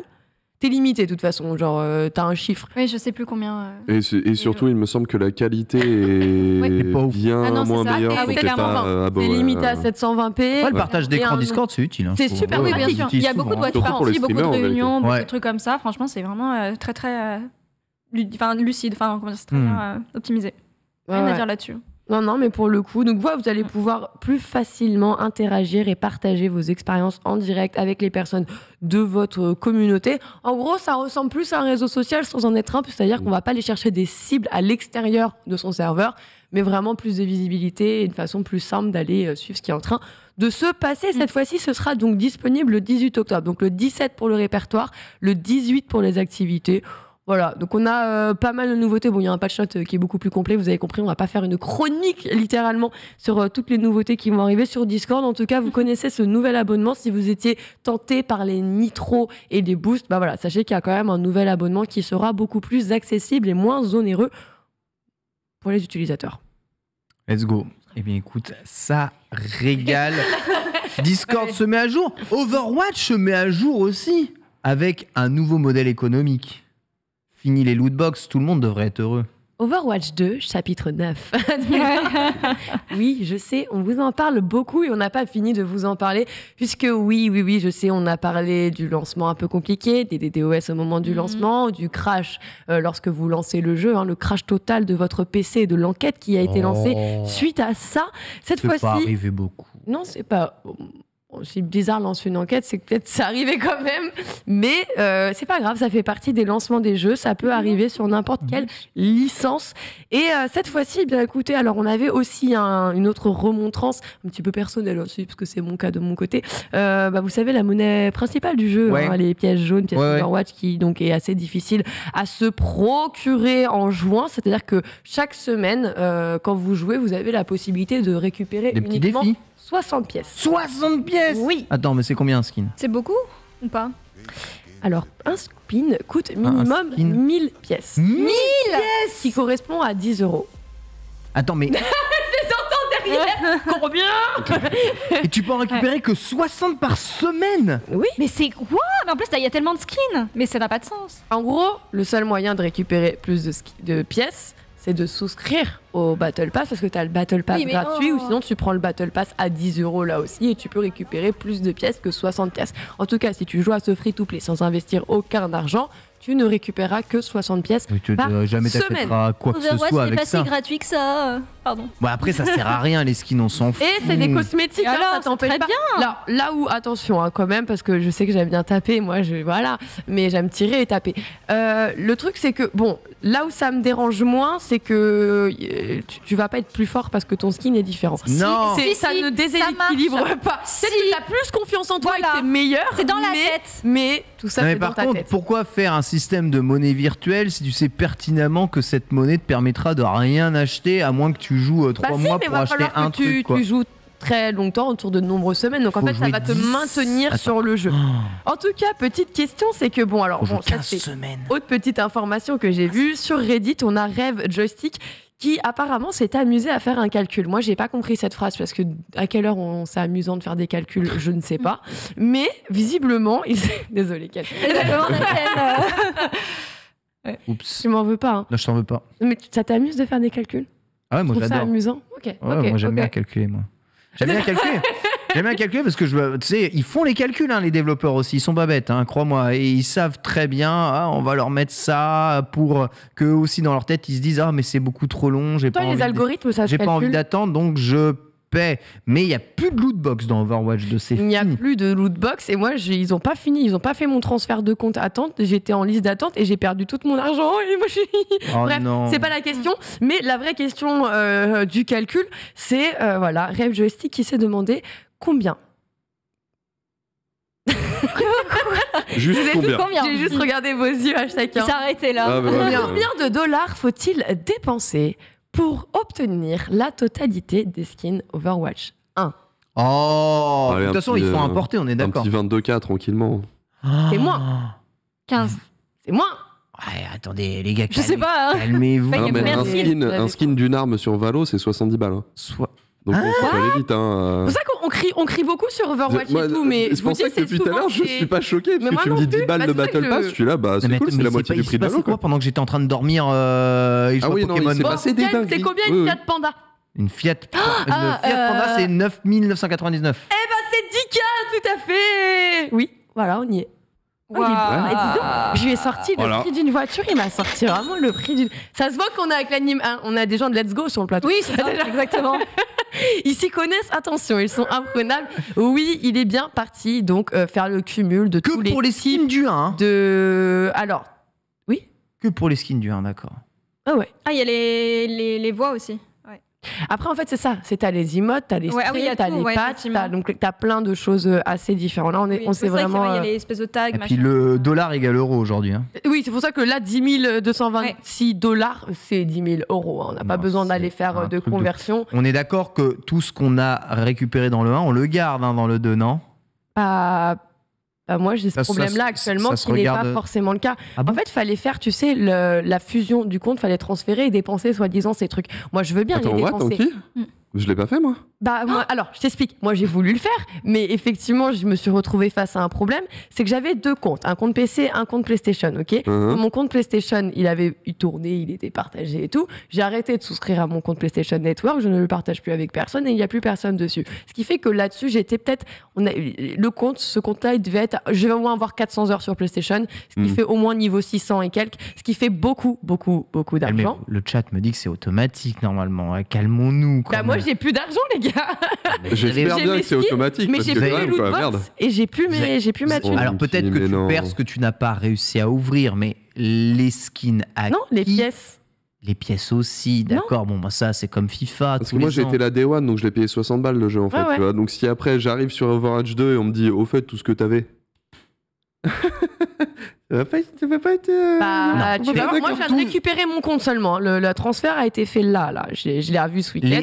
J'ai bien mes skins, j'ai mes skins, Cyberstorm me dit les lootbox sont ouvertes automatiquement. Vous récupérez ce que vous avez déjà. Du coup, alors là, je vais répondre très simple. Tout ce que tu avais en double et qui était en copie, on te le réévaluait en te donnant des pièces en échange. Elles sont mes pièces. Toutes mes copies, je n'ai pas plus de script. J'avoue que si tu joues sur PS4 et que tu transfères sur PC. Et je n'avais plus mon compte PSN, j'ai plus de compte PSN, du coup je l'avais pas refait comme ça. Et le temps de faire le transfert avec l'autre compte, il n'a pas été fait. Donc je vous le dis, moi je fais partie de ces gens qui sont très très perdants actuellement. Tu veux une Maintenant Fiat on Panda verra par la suite. Tu veux une Fiat Panda? Je veux bien, j'ai pas le permis. Et alors? Mais je veux bien une Fiat Panda. Quoi qu'il arrive, c'est sérieux l'histoire du skin à 70 € là? Ah oui, sur Valorant, oui. Sur Valo, oui, complet. Ouais. Là, on est à la moitié des pour prix une arme, en fait. skin d'arme. D'armes, hein. Mais ça reste. Ouais, et il y en a des légendaires aussi. C'est mieux que. Oui, bon. Il n'y a pas de loot box dans Valorant. Non. C'est un Battle Pass. Et le Battle Pass, je crois que c'est 20 balles. Là, on est à 10 balles de ce que j'ai compris. Et Battle Pass. Pass. Je suis pas choqué depuis tout à l'heure. Battle Pass pour avoir des cosmétiques, on est d'accord. C'est que les cosmétiques. 100% cosmétiques. Et il y a des gens qui paient. Il y a 100% des gens qui paient. Théoriquement, tu débloques les persos aussi comme ça, mais pour le coup, les persos se débloquent très rapidement sur Valo. Franchement, vous critiquez le système de DLC, mais enfin, ce genre. On n'est pas si mal en Fighter Pass au final. Franchement, carrément. Franchement, c'est dégueulasse.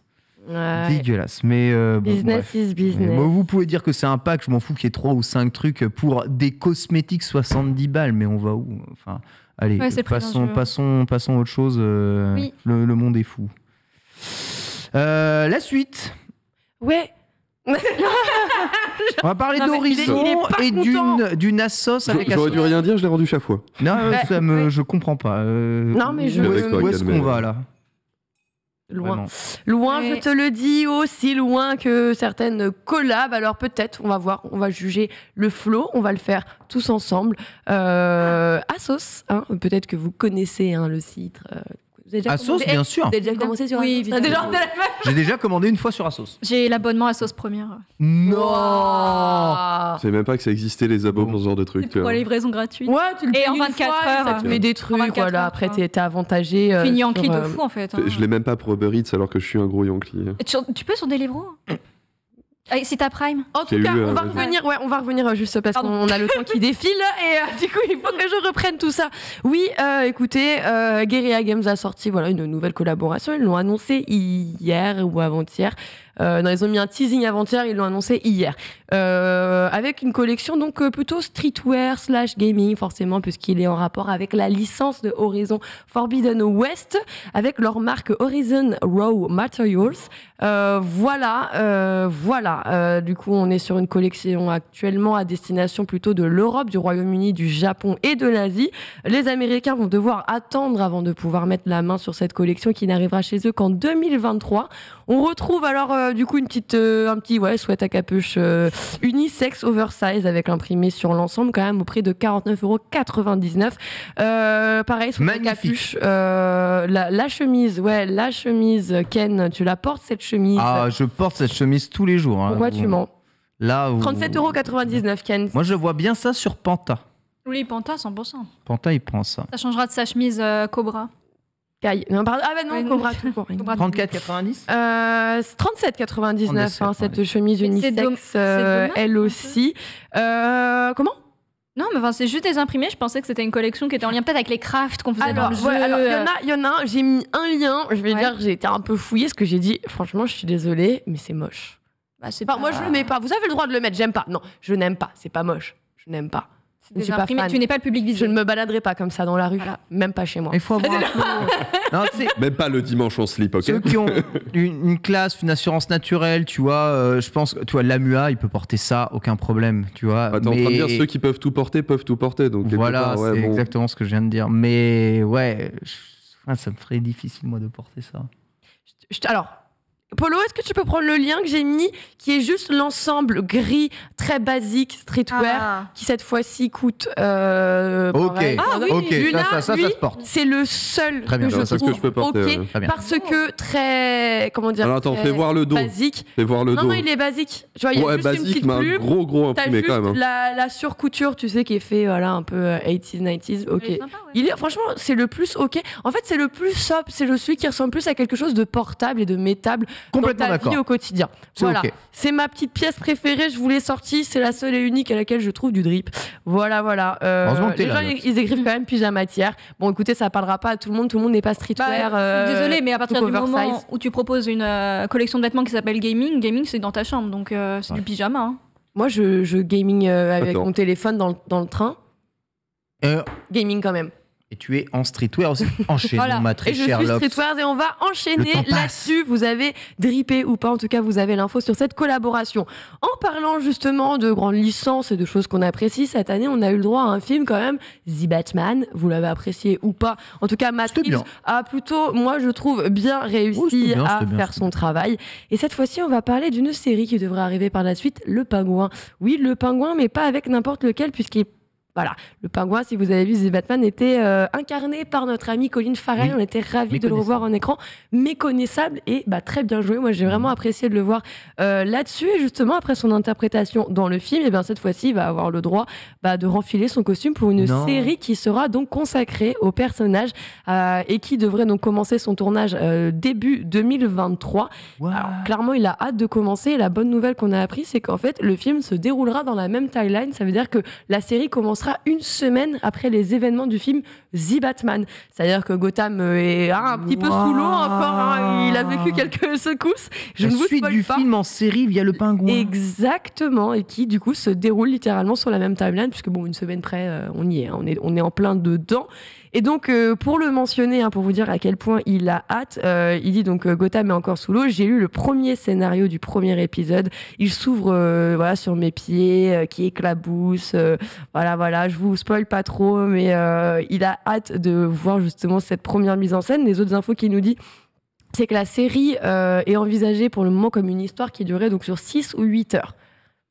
Bon, ok. Il est censé lire ça donne à peu près le nombre d'épisodes. 2-3 épisodes, il y a l'épisode 2 et 3 pour la semaine prochaine, donc il n'en sait pas plus. Il est quand même qu'au début de ce scénario. Du scénar, mais ça l'intéresse. Mais il est hyper hypé, hyper intéressé. Évidemment. Il est content de voir que ça se joue sur cette même timeline, mais pour le moment, on n'en sait pas plus. C'est un acteur américain. C'est déjà pas mal. On le rappelle là aussi, la série sortira donc aux États-Unis sur HBO Max. HBO Max, qui on le rappelle au début d'émission, est actuellement aussi en contrat donc Warner Amazon et qui peut-être un beau jour arriver sur Amazon Prime Video.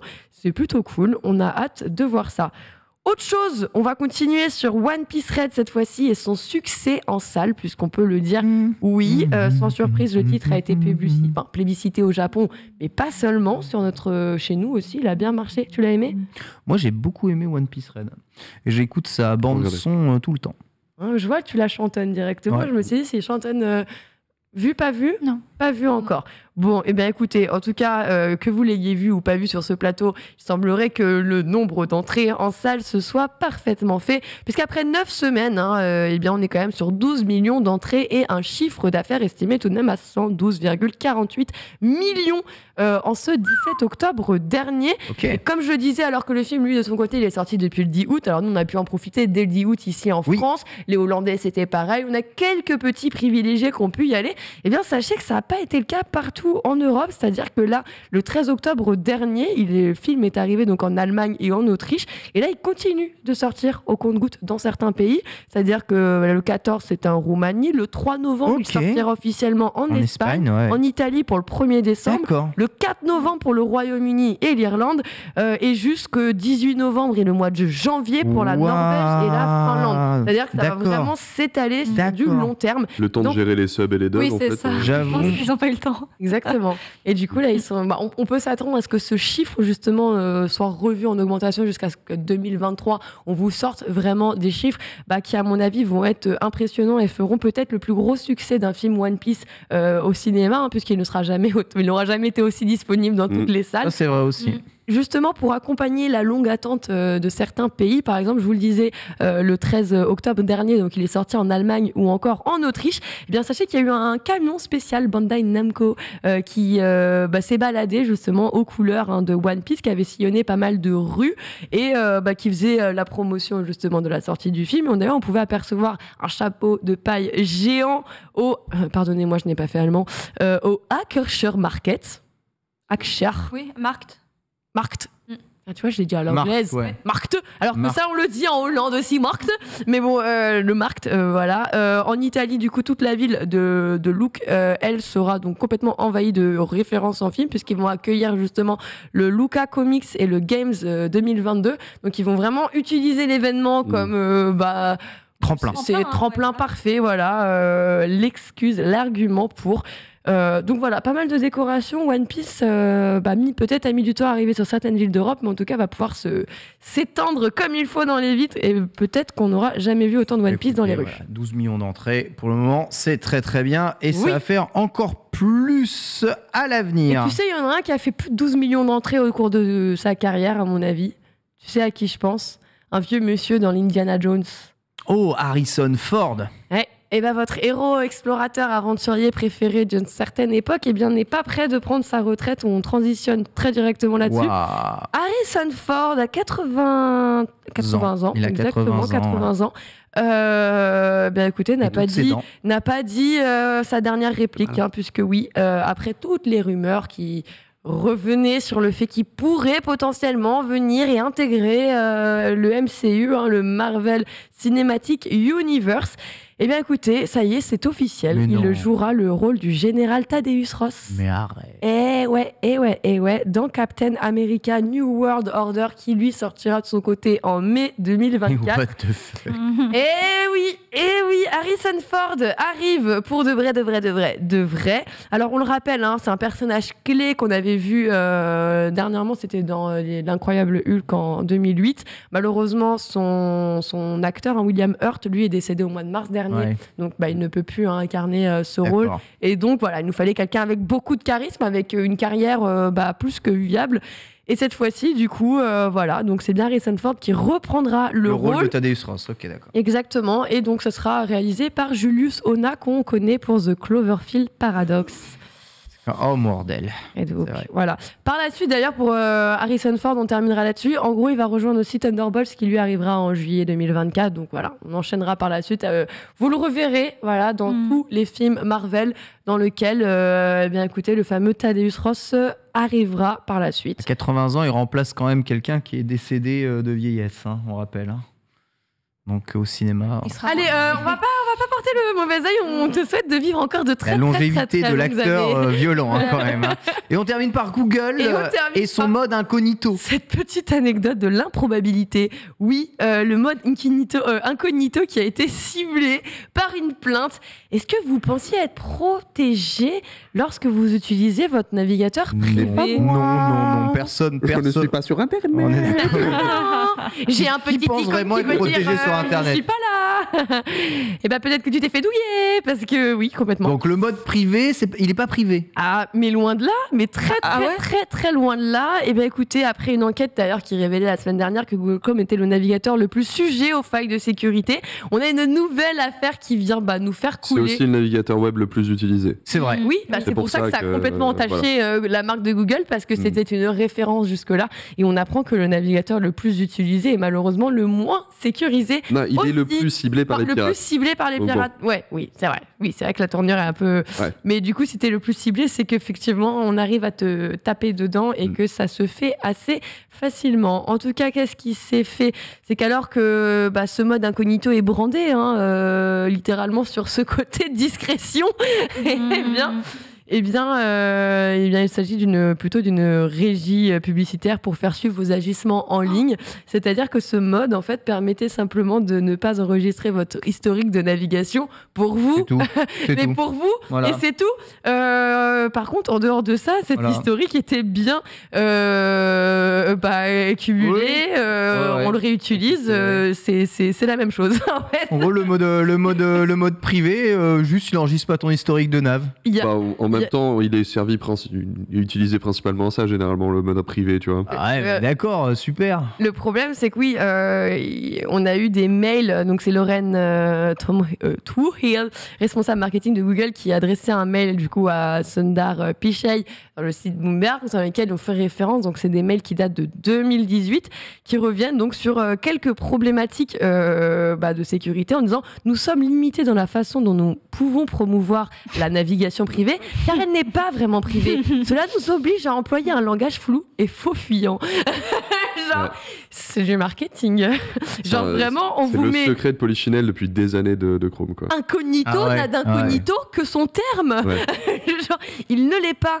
Du coup, avec une IDS IP qui reste totalement accessible par Google, qui donc à ce moment-là continue donc de récolter votre historique là où vous pensez qu'il n'existe pas. Non, et avec un VPN, est-ce qu'on peut se protéger ou pas? Oui, le VPN c'est bon, mais c'est pas le même prix, c'est pas le même usage, ça te rajoute un peu de latence. Enfin voilà. J'avoue, ça rajoute. Et accessoirement, ça n'enlève pas à Google si tu crées un mode incognito avec en plus l'icône qui va bien, etc. Il devrait être incognito. Ça devrait être le cas. Et ça ne l'est pas. C'est juste quelqu'un de myope, quoi. Enfin, justement, petite anecdote pour terminer et qui va assez loin là-dessus. Vous vous rappelez, si je vous dis la juge Yvonne Gonzalez Rogers? Et que je vous parle de l'un des procès qui a fait le plus Apple versus Epic, tout à fait, Ken. Eh bien, sachez que cette juge américaine est encore sur ce procès, puisque oui, cette affaire de Google Incognito a été, comme je vous le disais, jusqu'au procès. Et c'est encore cette même personne qui est obligée de traiter là-dessus. Et donc, elle devra décider si oui ou non la communication de l'entreprise autour de l'incognito et de son mode est trompeur ou pas, puisque oui, on a quand même à la fois des anciens internes, mais aussi des utilisateurs Google qui se sont donc portés partie civile pour aller porter plainte contre cette utilisation qui est très clairement trompeuse. Si en incognito, on a toujours ton historique de recherche. Voilà, en tout cas, si vous utilisez ce mode... Super. On sait. C'est formidable. Désolé. Merci beaucoup, évidemment, Lox. On est rassurés. On a vraiment l'impression que de toute façon, quoi qu'on fasse...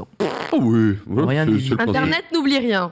Voilà, Internet n'oublie rien. Nous sommes épiés jusque dans nos photos. Oui. Voilà, c'est terrible. Nous ne sommes plus que des produits, des numéros. Voilà, pour ces grandes entreprises. C'est terrible, mais c'est la fin de cette Select et on va pouvoir passer au prochain sujet. C'est Otaksu qui va nous parler un peu de la World Company japonaise, la Pokémon Company. C'est parti. Wow.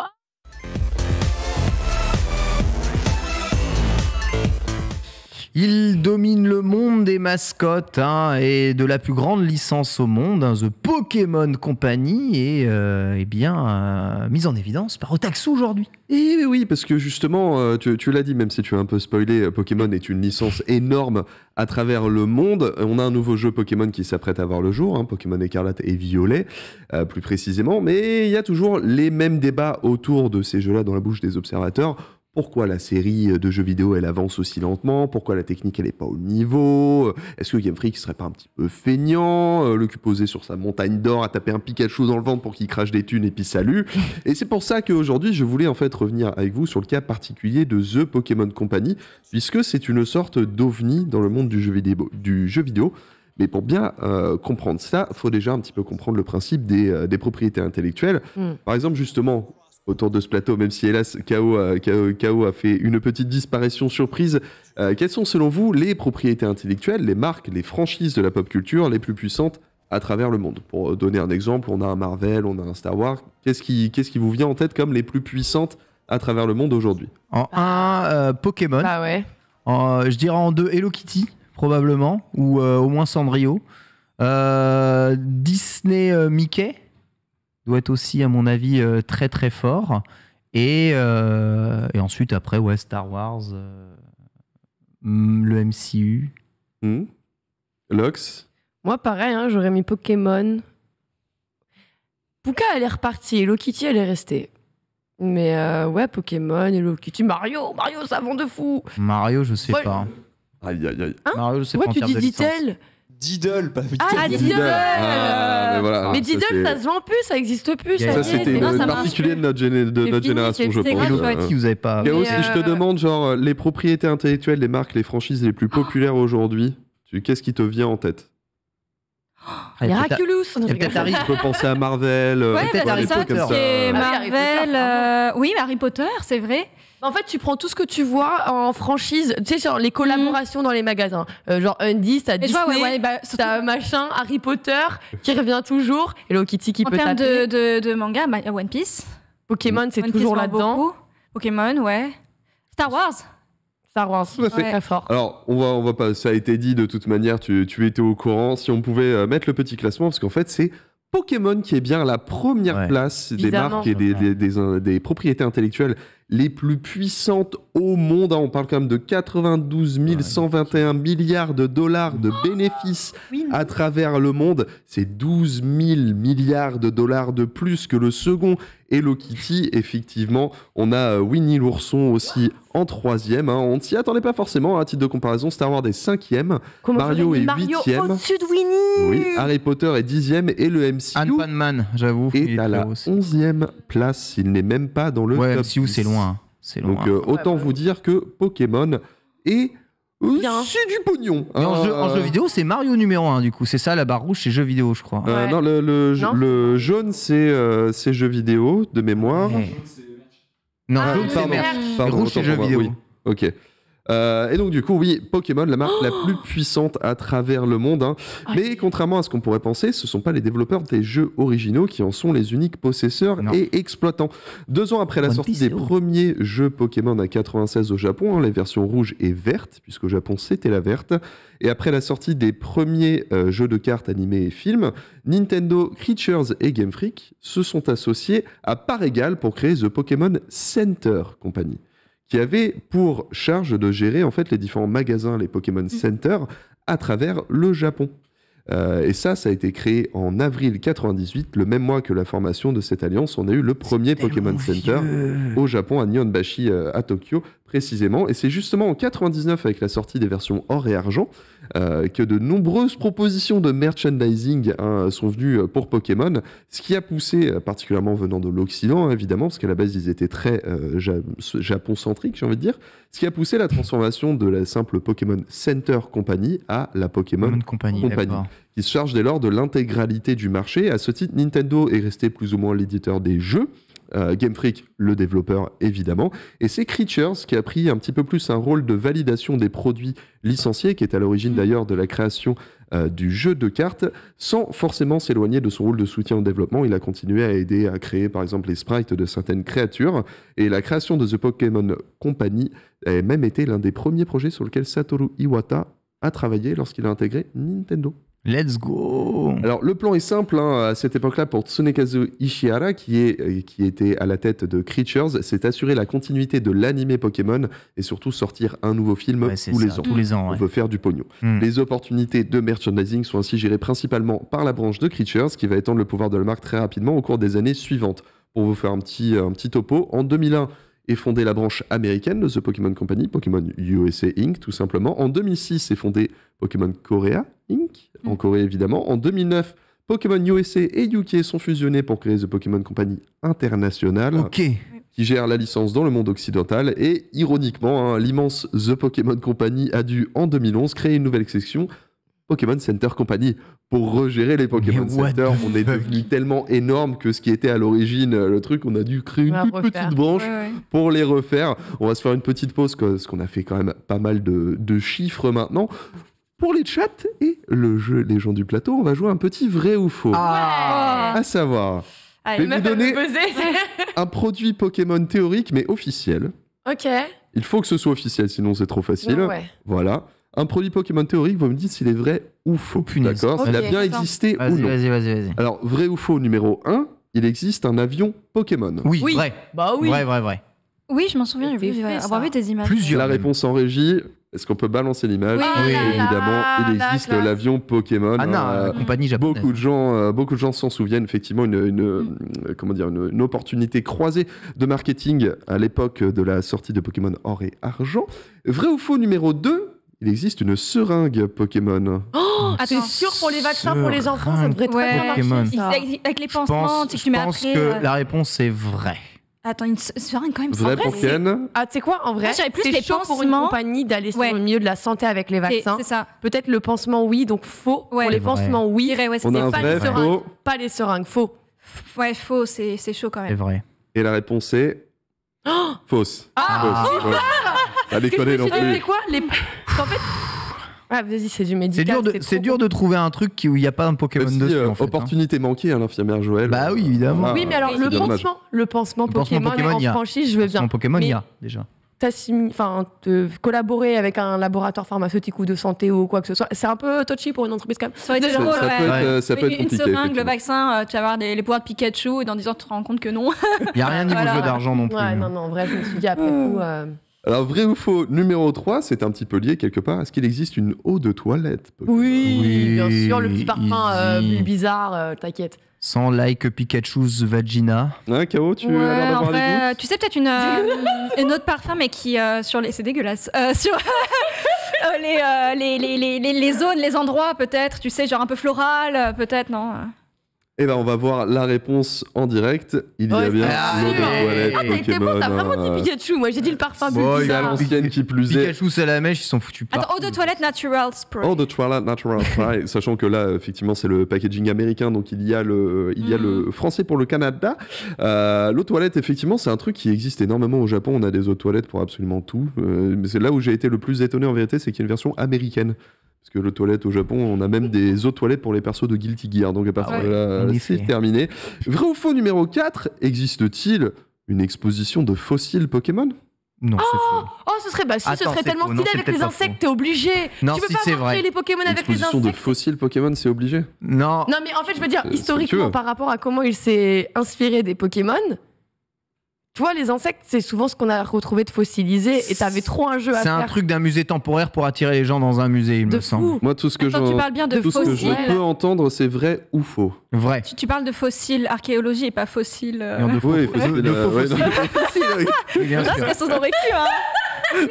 On aurait pu. Crois-moi qu'à la Pokémon Company, on a pas mal des fossiles. Hein. En vrai, c'est quoi, j'ai envie de dire vrai, dans le sens où ça me serait logique si c'est pas fait, franchement, je le push. Ok. En vrai, je pense qu'il n'existe pas un musée, mais peut-être qu'ils ont une vitrine dans un de leurs bureaux avec des fossiles. Non, mais ça a déjà été fait. Je crois qu'on en a parlé dans les animaux des London. Je me rends pas compte, mais j'ai envie de dire faux, je sais pas. Moi, et la réponse est. Dis-moi que c'est vrai, s'il te plaît. Vrai. Oui. Let's go. Le musée national des natures et des sciences au Japon qui a créé une exposition de fossiles Pokémon. Voilà. Alors, voilà, en fait, l'idée pour eux, c'est juste de lier les Pokémon à des créatures réelles, montrer en fait le fossile qui a inspiré le Pokémon, donc une opportunité éducative. En vrai, je trouve ça génial, parce que pour moi, c'est tellement logique et ça peut tellement ramener les gens. Ça attire beaucoup de gamins. Et même, tu sais, genre, tu fais le parallèle de tel Pokémon a été inspiré par tel truc et en voici son fossile. Tu vois, genre. C'est exactement ce qu'ils ont fait, justement. Ouais. C'est très chouette. Alors, vrai ou faux, à Tokyo. Musée de la nature et des sciences au Japon, probablement proche de Tokyo. Voilà. Ouais, du coup, c'est juste pas en France, on peut pas y aller ce week-end. Non, en France, on n'a pas ça. On a le palais de la découverte, au pire, si tu veux. C'est vrai. Vrai ou faux, numéro 5, il existe une Mini Cooper Pokémon. Oui, on l'a montré. Elle est électrique. Où tu pouvais jouer, je crois, aussi à l'intérieur. Non, il n'y a pas un bail. Tout à fait. La Mini Cooper Pokémon avec, évidemment, Pikachu, puisque c'est le premier modèle électrique de la marque. Ils ont réussi à trouver une opportunité d'association avec Pokémon, l'électricité, Pikachu, tout ça. Vrai ou faux, numéro 6, il existe une machine à rayon X Pokémon? Non. Le médical, c'est toujours compliqué. Hein. Ouais, une machine à rayon X. Un Motisma. Un jouet. Moi, j'y faux. Ouais, apparemment, tout le monde dit faux. Hein. La régie, s'il vous plaît, la réponse est vrai. Oh là là. Puisque la Pokémon Company a collaboré avec la Shimadzu Corporation pour créer ces petites machines à rayons X mobiles, mais ça fait moins peur aux enfants. Ça fait moins peur aux enfants qui font la radio. En vrai, c'est pas bête pour les enfants, c'est bien. C'est pas agréable. C'est du matériel médical, attention. Oui, c'est pas vrai. du médical, genre la du seringue produit, aussi. Oui, mais la seringue, il y a un produit dedans, donc théoriquement, c'est associé, tu vois. C'est avec le vaccin, tu vois. Tu l'assimiles parce que c'est les laboratoires qui font les seringues avec les doses. Donc, c'est pas vendu c'est pas comme un tensiomètre ou un truc comme ça, tu vois. C'est magnifique, j'en veux un à la maison. En vrai, moi aussi. N'est-ce pas? Bon, je l'ai mal placé, celui-ci, vrai ou faux, numéro 7. Évidemment, c'est une grosse connerie. Est-ce qu'il existe du PQ Pokémon? Oui. Bah oui. Évidemment qu'il en existe. Par contre, évidemment. Ça, en termes de marketing, c'est compliqué parce que tu chies sur tes Pokémon. Non, c'est pas vraiment ça, c'est tout. Regarde. Ouais, tu te torches sur tes créations, franchement, c'est pas fou. C'est un petit peu compliqué. C'est aussi doux que le poil d'Evoli qui te caresse les fesses. Comme vous savez, on se lave les fesses après la grosse commission. On n'utilise pas du papier. Oui. Et on peut souffler dans le papier pour faire ces jolis trucs. Donc évidemment, ce vrai ou faux, c'était un piège éhonté pour vous montrer à quel point il existe des produits Pokémon différents pour autant de pognon généré. C'est ouf. Sachant que pour vous dire, je voulais vraiment mettre plus de faux en fait dans ce vrai ou faux, mais c'est pas possible. Pas réussi à trouver. Mais c'est plus compliqué de trouver les faux. Des trucs faux que les trucs vrais, c'est un truc incroyable. Alors pour vous donner un petit peu l'idée, sur l'année fiscale 2021-2022, The Pokémon Company a enregistré un record avec des ventes s'élevant à 1,6 milliard de dollars pour un bénéfice net de 322 millions de dollars, soit une progression year on year, donc d'année après année, de 123%. Les thunes sont immenses, notamment grâce aux sorties de New Pokémon Snap, les remakes de Diamant et Perle, et bien sûr les gens de Pokémon Arceus. Voilà. Oui, mais parce qu'il y a toujours un mais. Ce qu'il faut bien comprendre avec The Pokémon Company, c'est que le monstre est devenu plus gros que ce qu'il était prévu à la base. Au point d'ailleurs qu'en 2021, les copyrights de chaque entité, parce que normalement on avait copyright Nintendo, copyright Pokémon Company, Creatures, et Game Freak, ont été remplacés par un simple copyright Pokémon sans autre forme de procès. Faut voir aussi que Satoshi Tajiri, le créateur original de la licence et fondateur historique du studio Game Freak, n'est plus aux commandes depuis des lustres. C'est celui qu'on voit à gauche et n'est aujourd'hui que simple directeur exécutif de la franchise depuis Diamant et Perle en 2006. Un titre qui est généralement honorifique au Japon pour respecter le grand patron, même quand celui-ci ne fait plus rien du tout. Son dernier jeu en tant que réalisateur, c'était Or et Argent. À partir de là, il a un peu laissé ça à Masuda.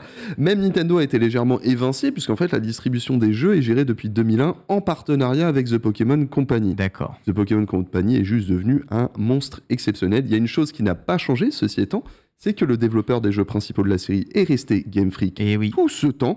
Un studio qui, quand bien même on pourrait l'oublier, est toujours indépendant et n'a jamais été absorbé par ces grosses entités qui l'entourent.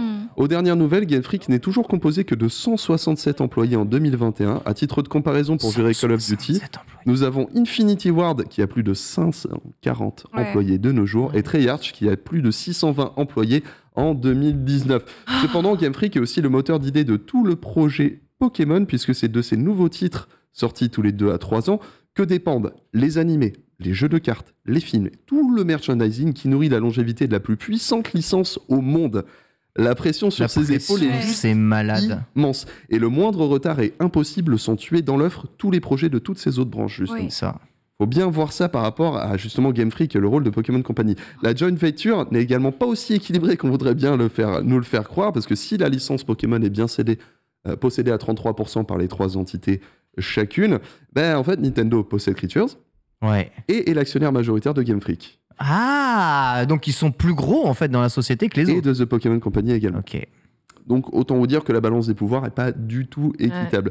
Bref, vous l'avez compris, si c'est l'obsession pour la collection d'insectes et la volonté de partage de Satoshi Tajiri qui sont à l'origine de la création de la licence, ces valeurs sont désormais bien loin du colosse que Pokémon est devenu. Au bout, Game Freak est peut-être bien devenu le bousier, continuant de faire rouler sa pelote sous l'œil de sa large colonie de peur que celle-ci ne lui retombe sur la tronche. Exactement, merci beaucoup Otaksu, très très bon tableau peint justement de The Pokémon Company, une société devenue trop grosse, dépassant l'ambition même de sa propre création, avec une locomotive, un tout petit studio indépendant. C'est incroyable. C'est ouf. Franchement, putain. Ils ont une vie ou Je crois que le crunch est permanent, à mon avis. Ils essayent, en fait, Game Freak est séparé entre deux équipes aujourd'hui. Une équipe qui fait des petits trucs, tu vois, il y a Little Town, je sais plus comment il s'appelle, qui était leur dernier projet. Ça fonctionne pas. Et généralement, du coup, tous ces game designers-là font les erreurs qu'on a eues avec cet indé, on va le ramener à Pokémon. Ils sont en fait enfermés dans le cycle Pokémon comme pas permis. Et ils n'arrivent pas à s'en sortir. C'est terrible. Peut-être est-ce un jour tout ça changera. Little Town Hero, excusez-moi. Verra Little Town Hero, tout à fait. Merci beaucoup Taksu. On va se terminer rapidement avec l'archive du jour. C'est parti.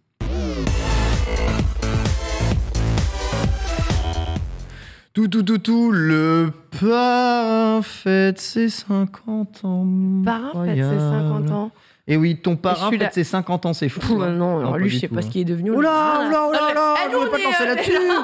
Voilà. Qu'est-ce qu'il est mon parrain, extraordinaire série saga absolument extraordinaire.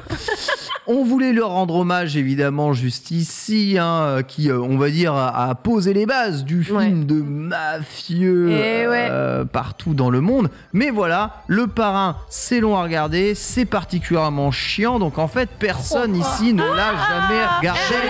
On va commencer avec soyons mais honnêtes. arrête Ken, tu peux pas dire ça du Parrain par contre, c'est trop. Il reste 1 minute, donc je peux le dire. C'est quoi votre citation préférée du Parrain? C'est celle quand il parle pas. C'est You Talking to Me. Ma citation préférée, Je l'ai pas vu. c'est ça.